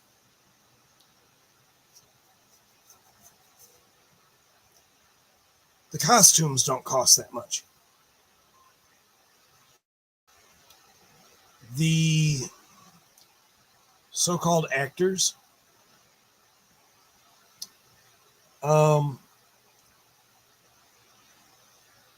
My man that plays Soul, he is actually a decent actor. My man that plays Darth Teeth or the Stranger or Chimere, uh, whatever he is, he's actually a decent actor. I don't know nothing about the lady that plays Osha and May. I think that's the same person. If it's actually a set of twins that play that person, um, they're okay. I do have to question some of the things early in the story. Fire out in space on the spaceship. Um, it didn't just keep burning, but it did on the ship in space.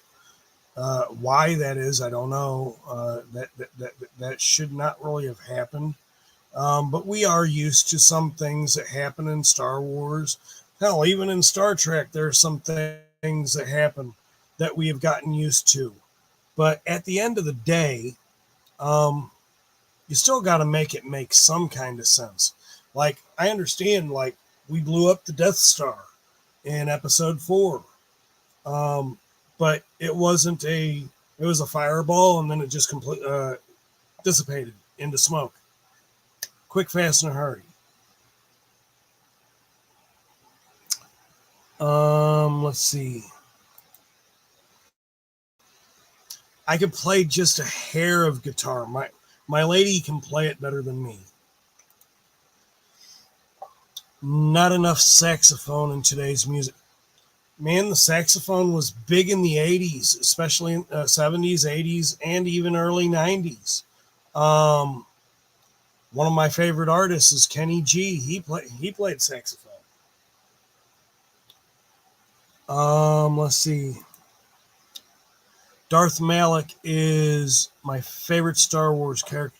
Darth Malak has a very interesting story. Very interesting canon story. Maybe I will do a video on that. I wouldn't mind doing a video on that. That should be for a later show. While the characters are forgettable they are very forgettable in the Alkalite. You know, the only thing that I actually like thus far in the Alkalite, because two things that I like. They finally make mention of the Wookiee Jedi. Second, from Legends, being a Star Wars book reader, Star Wars comic book reader, in Legends, and it was in the Darth Vader comic book series, The Purge is the first time cortosis is ever talked about.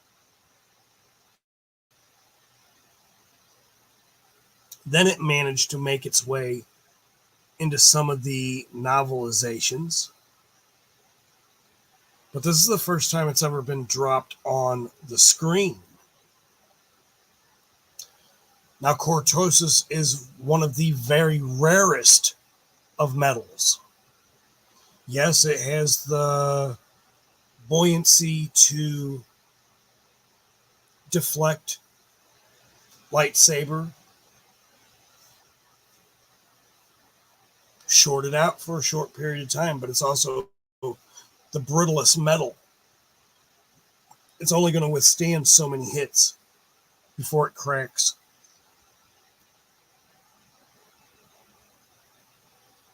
Or you can't use it anymore. You have to add other metals to it to make it stronger. It's not something that you would see on the hull of a ship. It wouldn't. You're toast. You have that on the hull of a ship, you're done.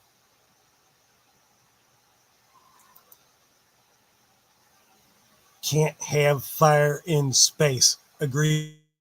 Thank you. Thank you. Thank you. No oxygen, no fire. Fire bad. Um, um, Darth Raven has a crazy story as well, and I love Darth Raven. Riven. I forget exactly how you pronounce his name, but that is a badass character for the Sith. Revan and Malik is very cool. Yeah, eventually one of these days I'm gonna have to do a video on both of them. The Wookiee Jedi I remember is Lobaka. I do believe that's correct. I'd have to go back and do some research on that. Go back and do some reading. If not faster, I could go back and do some computing. I'll do some reading because it's more fun that way. Bring more stuff to the memory, right? We always want to work this out. As we get older, this starts to dissipate. So I'd rather, in my old age, this be the last thing to dissipate.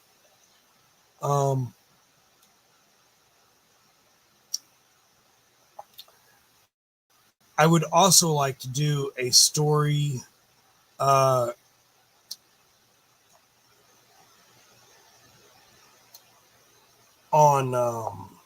the original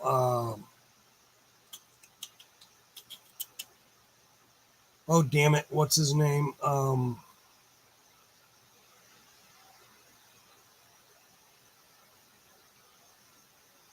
Star Wars game. The hell is his name? Star Wars Unleashed. That character in there that Vader trains, and then makes multiple clones of them. Starkiller. Oh my god, I can't believe I just had that brain fart. Starkiller is actually an amazing story in his own right as well. Hell, Starkiller almost killed the Emperor. If I'm remembering correctly, almost killed the Emperor.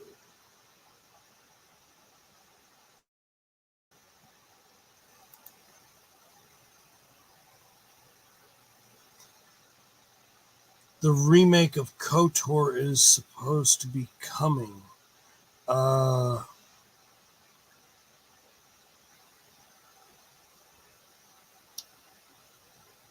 Yeah, there. I don't know.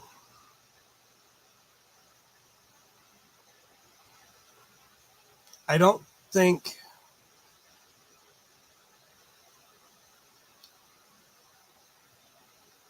I don't think they could do justice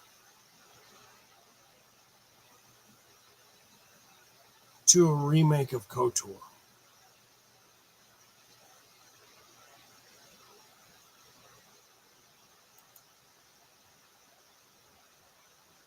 Starkiller had a very sad story. I think that's somewhat of what actually draws me to that character. Is his story arc, how everything transpired, how he became involved with Vader. It's actually a little more tragic of a story than of Anakin Skywalker.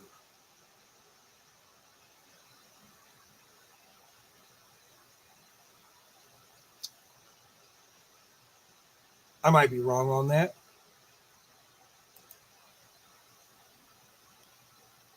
He was awesome. His name was Galen Merrick, or something like that. Yeah, that was his name, Galen Merrick.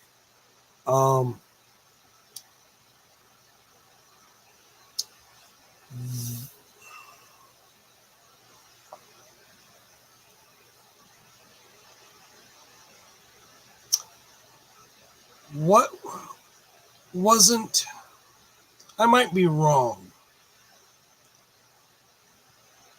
in Rogue One,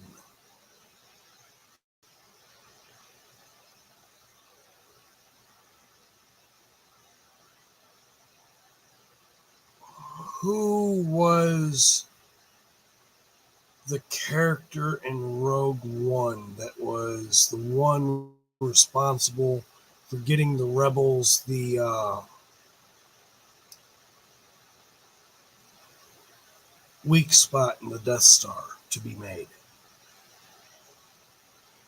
And then I also found it funny that in Rogue One, that's also where we find out that it was the Geonosians that created the Death Star. It was to be like a hive. Pretty cool. I like that. They had a team change from the reports. Starkiller is cool. I got both Force Unleashed games. I have both as well. Survivor is like the new Force Unleashed. A great game. I don't have that one. I might have to look into that as long as it's on a PS3 system. Otherwise, I probably ain't going to get it. So I have not converted to a PS4, much less a PS5. Can't remember. Oh, and I love reading too. Reading is one of my favorite pastimes. But we now know why Vader was so pissed at the beginning of New Hope, thanks to Rogue One. Again, Disney did a remarkable job with Rogue One, tying episode 3 and episode 4 together.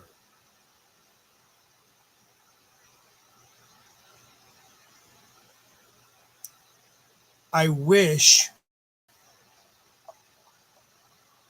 they would go ahead and remake episode 7, 8, 9 and do it the way it should have been. My biggest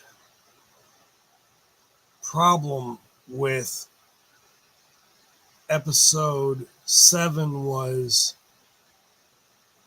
not the exact thing of the First Order.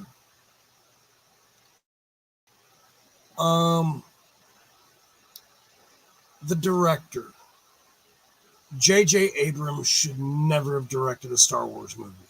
Not once, not twice. And the dude that did the second installment in the trilogy, the fuck were you thinking?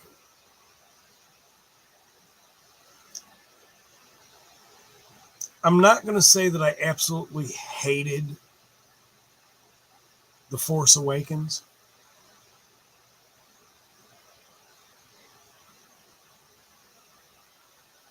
But I didn't like it. First of all, you didn't need to kill off Han Solo.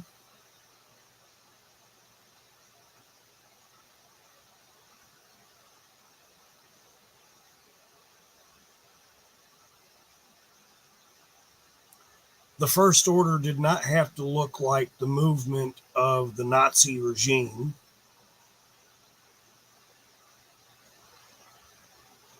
And that's something that James Abrams does in every film that he does. Even the speech that was made before the whole scene of the army soldier, the stormtroopers being down at the bottom. That reminded me so much of looking at the old Adolf Hitler speeches that he did, blah, blah, blah, in Berlin, whatever. Hated that shit. It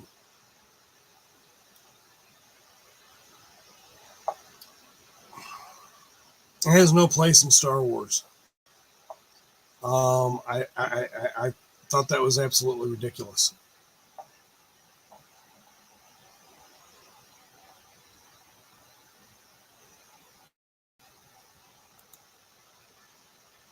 I agree, JJ sucked. So did Ryan Johnson. Man, it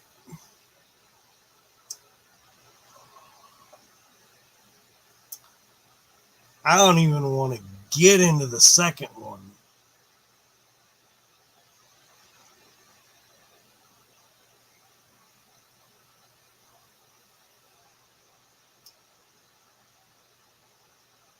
You kill off Luke Skywalker in the second one. You have no real choice in the third and last because Carrie Fisher was officially deceased.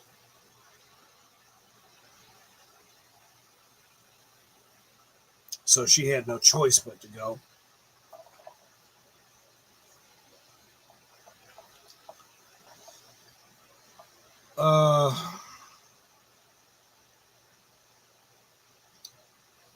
I do like the Poe Dameron.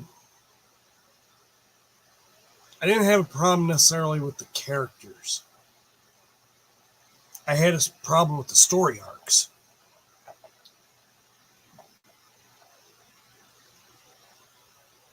We find out that you're Rey Palpatine,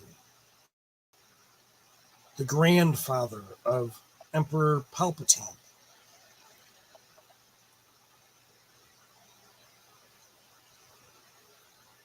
And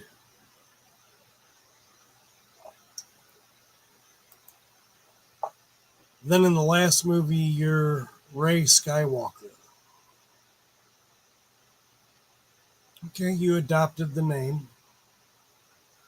I'm sure you, between the Force ghosts and whatnot, they agreed to that. Excuse me, I'm sorry. They agreed to that. But at the end of the day, the story arcs for all three movies were inconsistent to me.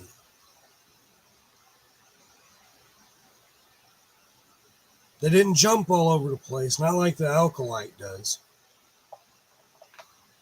The Acolyte does some really weird shit. Please build the characters. Disney, I hope you watch and can take constructive criticism. Not angry, just you fucking suck.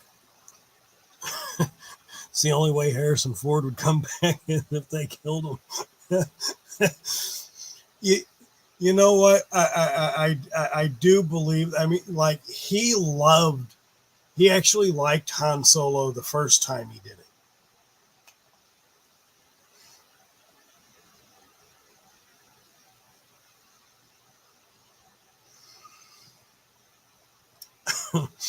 I think what threw him off of Han Solo is I know he felt like Han Solo can't do anything else, but now you're making him Princess Leia's love life. I actually like that story arc. It gave us something different. It built on the character. He was more than just money, so he wasn't just a scoundrel, a nerf herder. I remember the first time I ever heard that in a movie, that fucking nerf herder. What the fuck is a nerf herder? Um,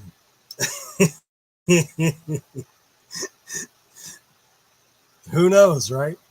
And Scruffy looking at that. Scruffy looking nerf herder. Yeah, so it it was funny. Um, it was a fun movie. I liked all of the Lucas films. These last three movies were not it. Um, Rogue One was it.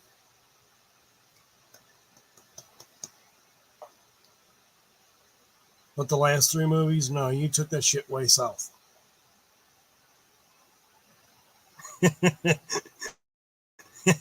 Yeah, got Jamie laughing too.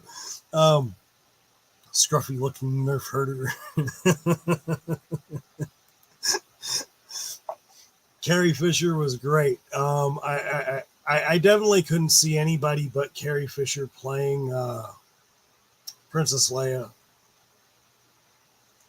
I can never see anybody other than Harrison Ford playing Han Solo, Mark Hamill as Luke Skywalker.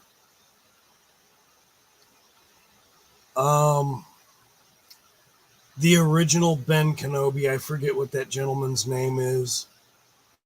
Old man Ben Kenobi. He was a great actor.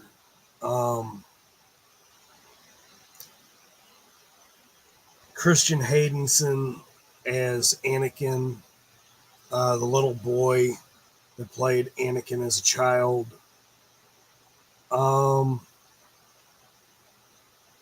Dude that played Anakin, not Anakin, Obi-Wan.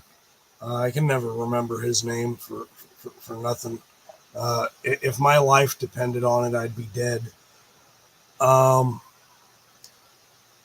Great actors. I couldn't see anybody but them.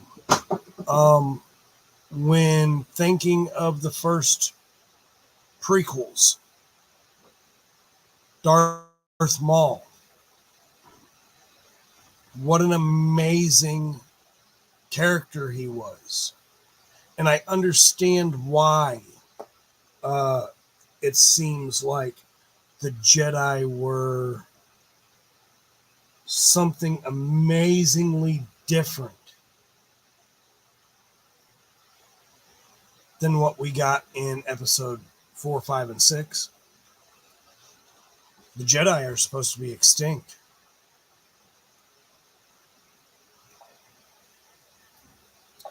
But in every single one of these newest editions of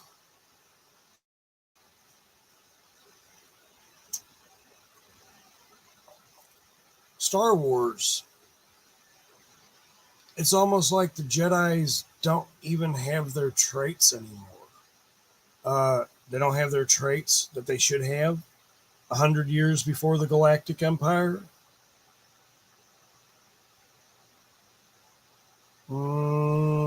I'm sure that wasn't all brought back together by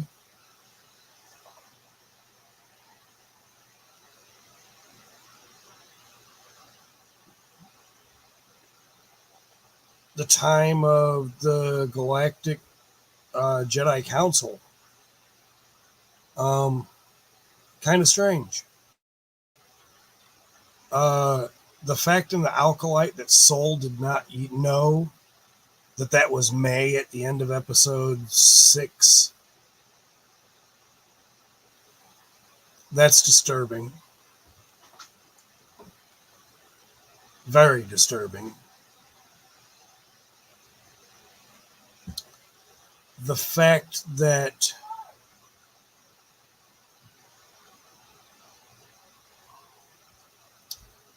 this new dude that's supposed to be a Sith warrior, Chimere, Darth Teeth, whatever his name is, the stranger, Why are you making your presence known, and who is the person that trained you? You're leading up to that there is a person that was a Jedi, that you was a Jedi at one point in time, and your master threw you away. You know who I really think, and I'm going to call it because I noticed the scar on Chimere's back in this last episode. Our little green, or our tall green Jedi with the whip saber. That's the marking of a whip saber. That was her Padawan. I believe that wholeheartedly. Ian McGregor. Correct. Thank you. Mike, thank you.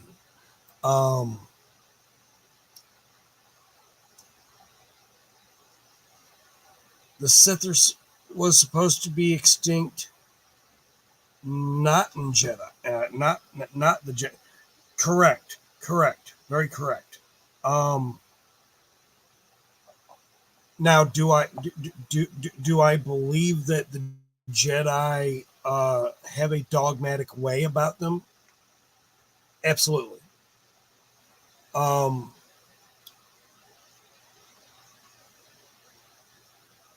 Do I believe that at the time with the Jedi Council, the Galactic Council,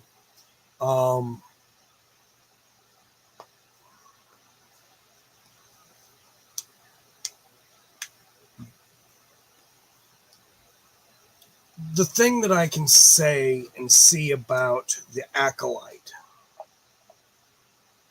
because this has actually got to be before Darth Plagueis.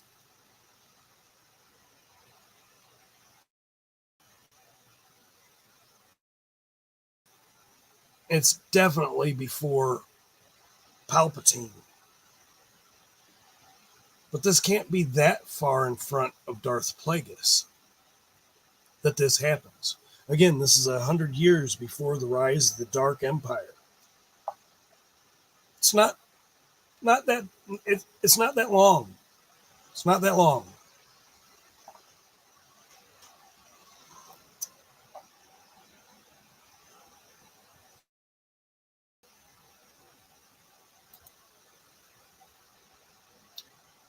Jedi don't kill.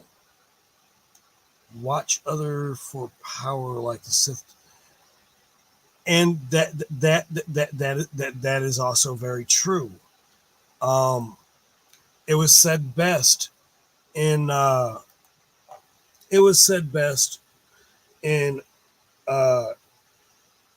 episode 3 of the prequels. The Jedi think outwards. They think of everybody. Whereas Anakin says to Emperor Senator Palpatine, the Sith only think inward. They think about themselves. That is true.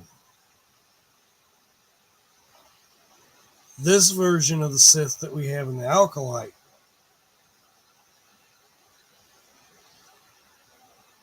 you don't know what a Sith really is, obviously, because you would have destroyed Osha.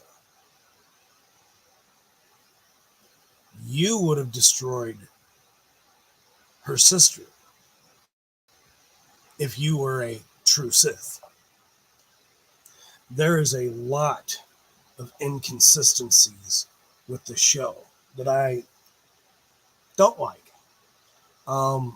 It goes against everything we know about Jedi and Sith. The witches of I think I'm right, Gimlar, that we've seen in episode 2, maybe 3.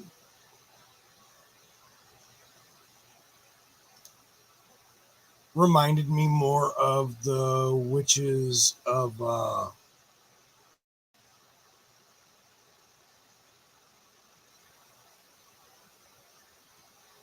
where Darth Maul comes from, whatnot. The Dark Knight Sisters, whatever. Can't remember them offhand.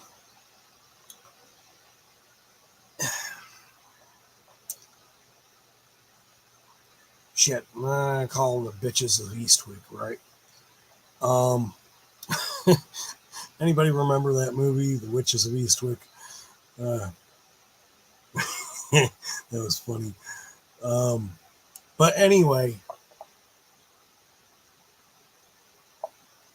this supposed Jedi turned Sith. Yeah, okay. I get it. You feel like you were thrown away. Why? We still don't have a direct story as to what's going on with this. But at the end of the day, we have a story that has bounced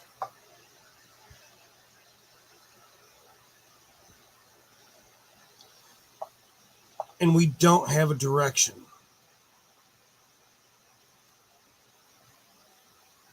I can honestly say this is the only story, well, not the only story, but this is one of the few stories that makes the last 3 trilogy movies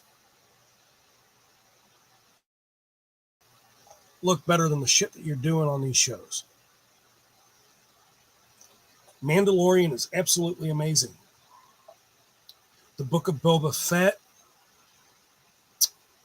there are some things in it that teeter. Some, not a lot. Obi-Wan could have been done a whole hell of a lot differently. However, I did like the story with Vader and Obi-Wan meeting and how that transpired. That was good shit. Andor. You were headed in the right direction.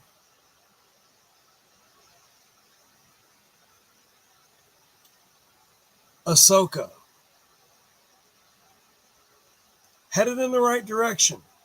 The lightsaber battles kind of sucked.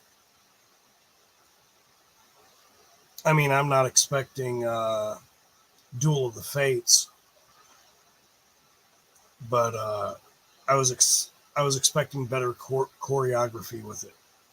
The Alkalite, I definitely expected better choreography out of the lightsaber battle, especially when it's 8-on-1. Darth Maul made it 2-on-1. Absolutely amazing. Dual-bladed lightsaber. First time we ever seen that shit. That was great. Fantastic. The battle of Obi-Wan and Anakin Skywalker in Revenge of the Sith, Duel of the Fates.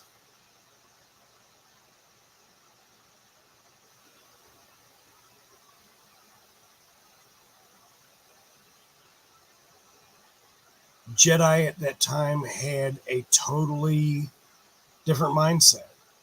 And maybe this is why they had that mindset, because now we're looking at the coming of a threat. You got Cal Mundi in the Jedi Order, so you show him not once but twice. Says the same thing both times, both episodes. The Sith haven't been around for 1,000 years. Maybe. Something's out there. How did they come back? Dark Knight Sisters? They helped. But that didn't happen until the Clone Wars.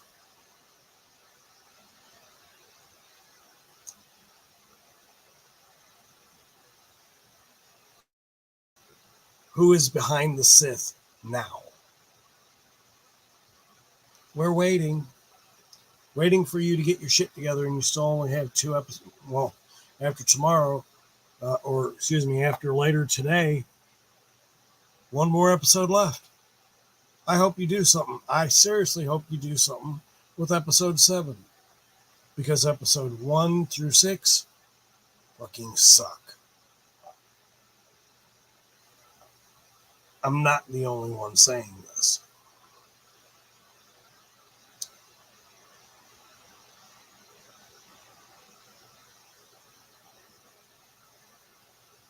Is it worth me taking time to watch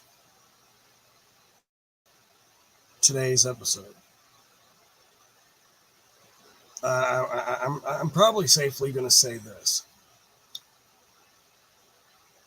If they don't do something to turn this story around in today's episode that drops at about 6 o'clock, my time, 7 o'clock, maybe 8 o'clock, my time tonight,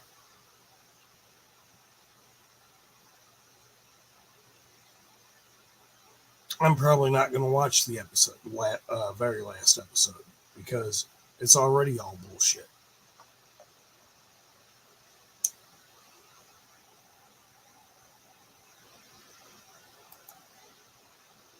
The rule of 2. Chimera has already broken the rule of 2. Even if Osha does decide to train with him, he's already broken the rule of 2.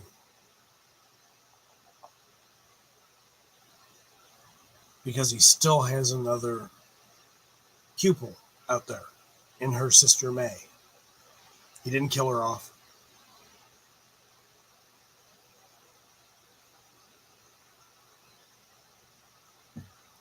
Definitely Plagueis era, the new shows take place in. I want to believe that. I don't know if they have a way to bring Plagueis into a show. Well, at least not this show.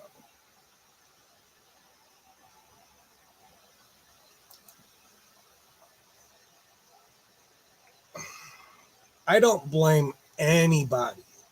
Like there is two places where I like to go for real. The number 1 Star Wars channel is done by a gentleman by the name of Star Wars Theory.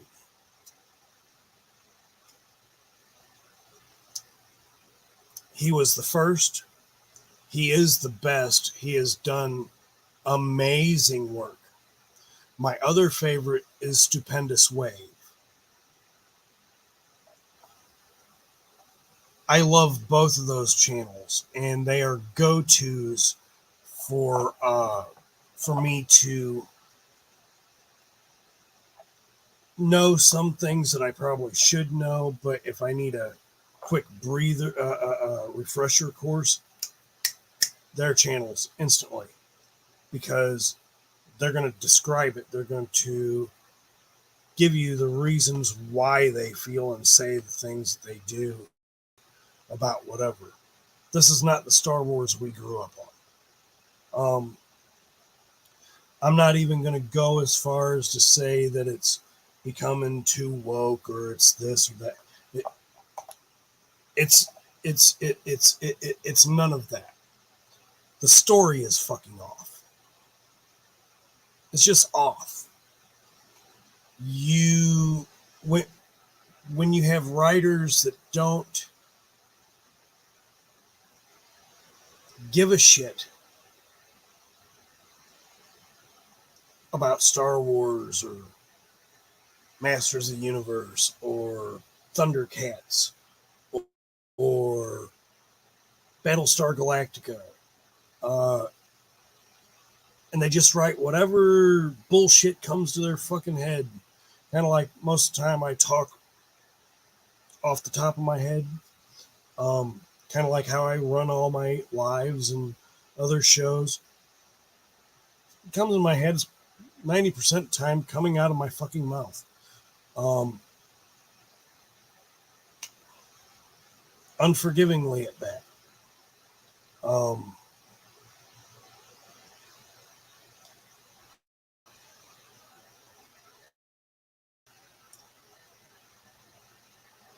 I want to see something good come out of Lucasfilms now more than ever.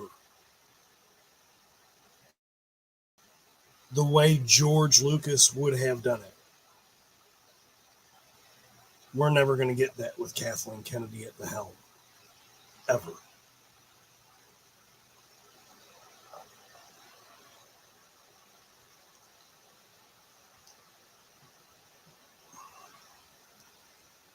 Joe Fab, I always mess up his name. I'm going to butcher his name. Fabio. He's actually a great director, writer and director.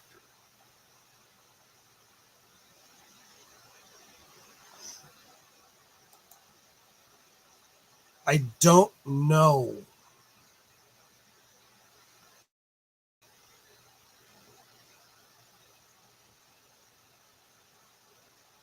I really don't know if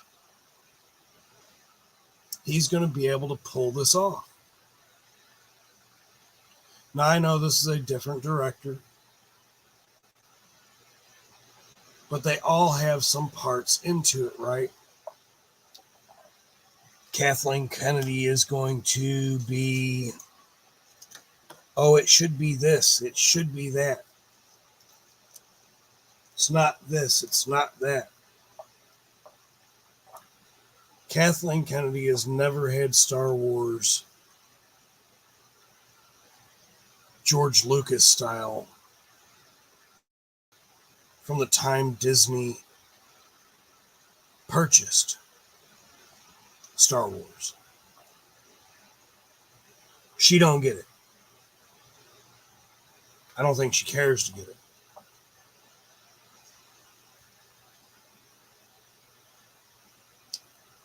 And I'm not saying that because she's not George Lucas. There's only one George Lucas. And George Lucas didn't want to do this all of his life. But I know he regrets it. That I do know. I know he regrets it. He has stated it. He regrets selling it to Disney. He had the first few movies, spin-offs. The very next trilogy was all outlined for Disney. They threw that shit in the trash. And Disney, you should be ashamed of yourself for that.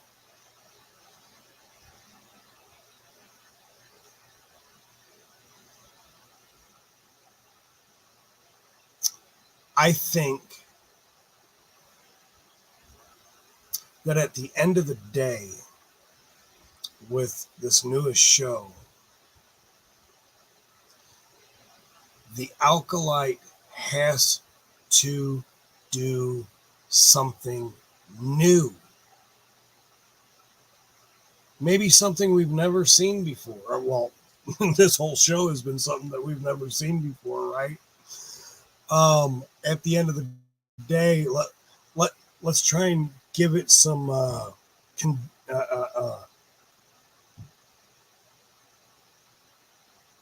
give it something other than bullshit. These first 6 episodes are total bullshit. It's not just disappointing, it's a disgrace.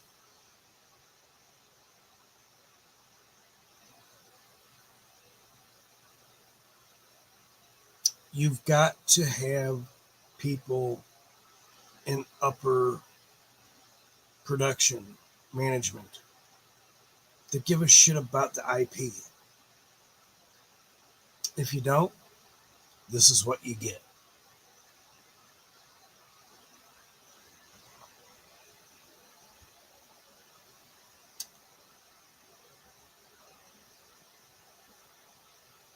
On a good note,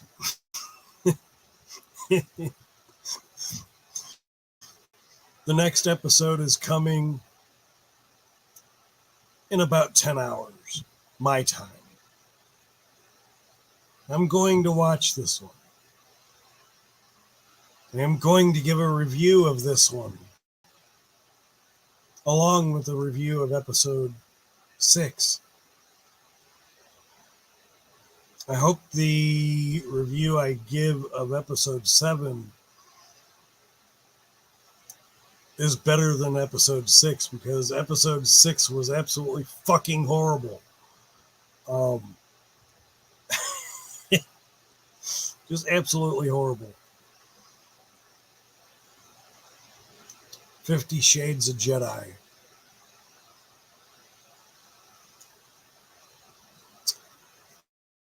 Anyway, it is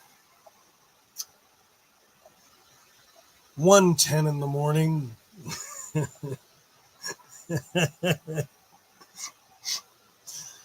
And I have done enough talking for tonight. I thank everybody who has been here in the chat and stayed with me through the end here. I love everybody. I will definitely see y'all on the next one. Stay blessed. Have a great night or day wherever you're at.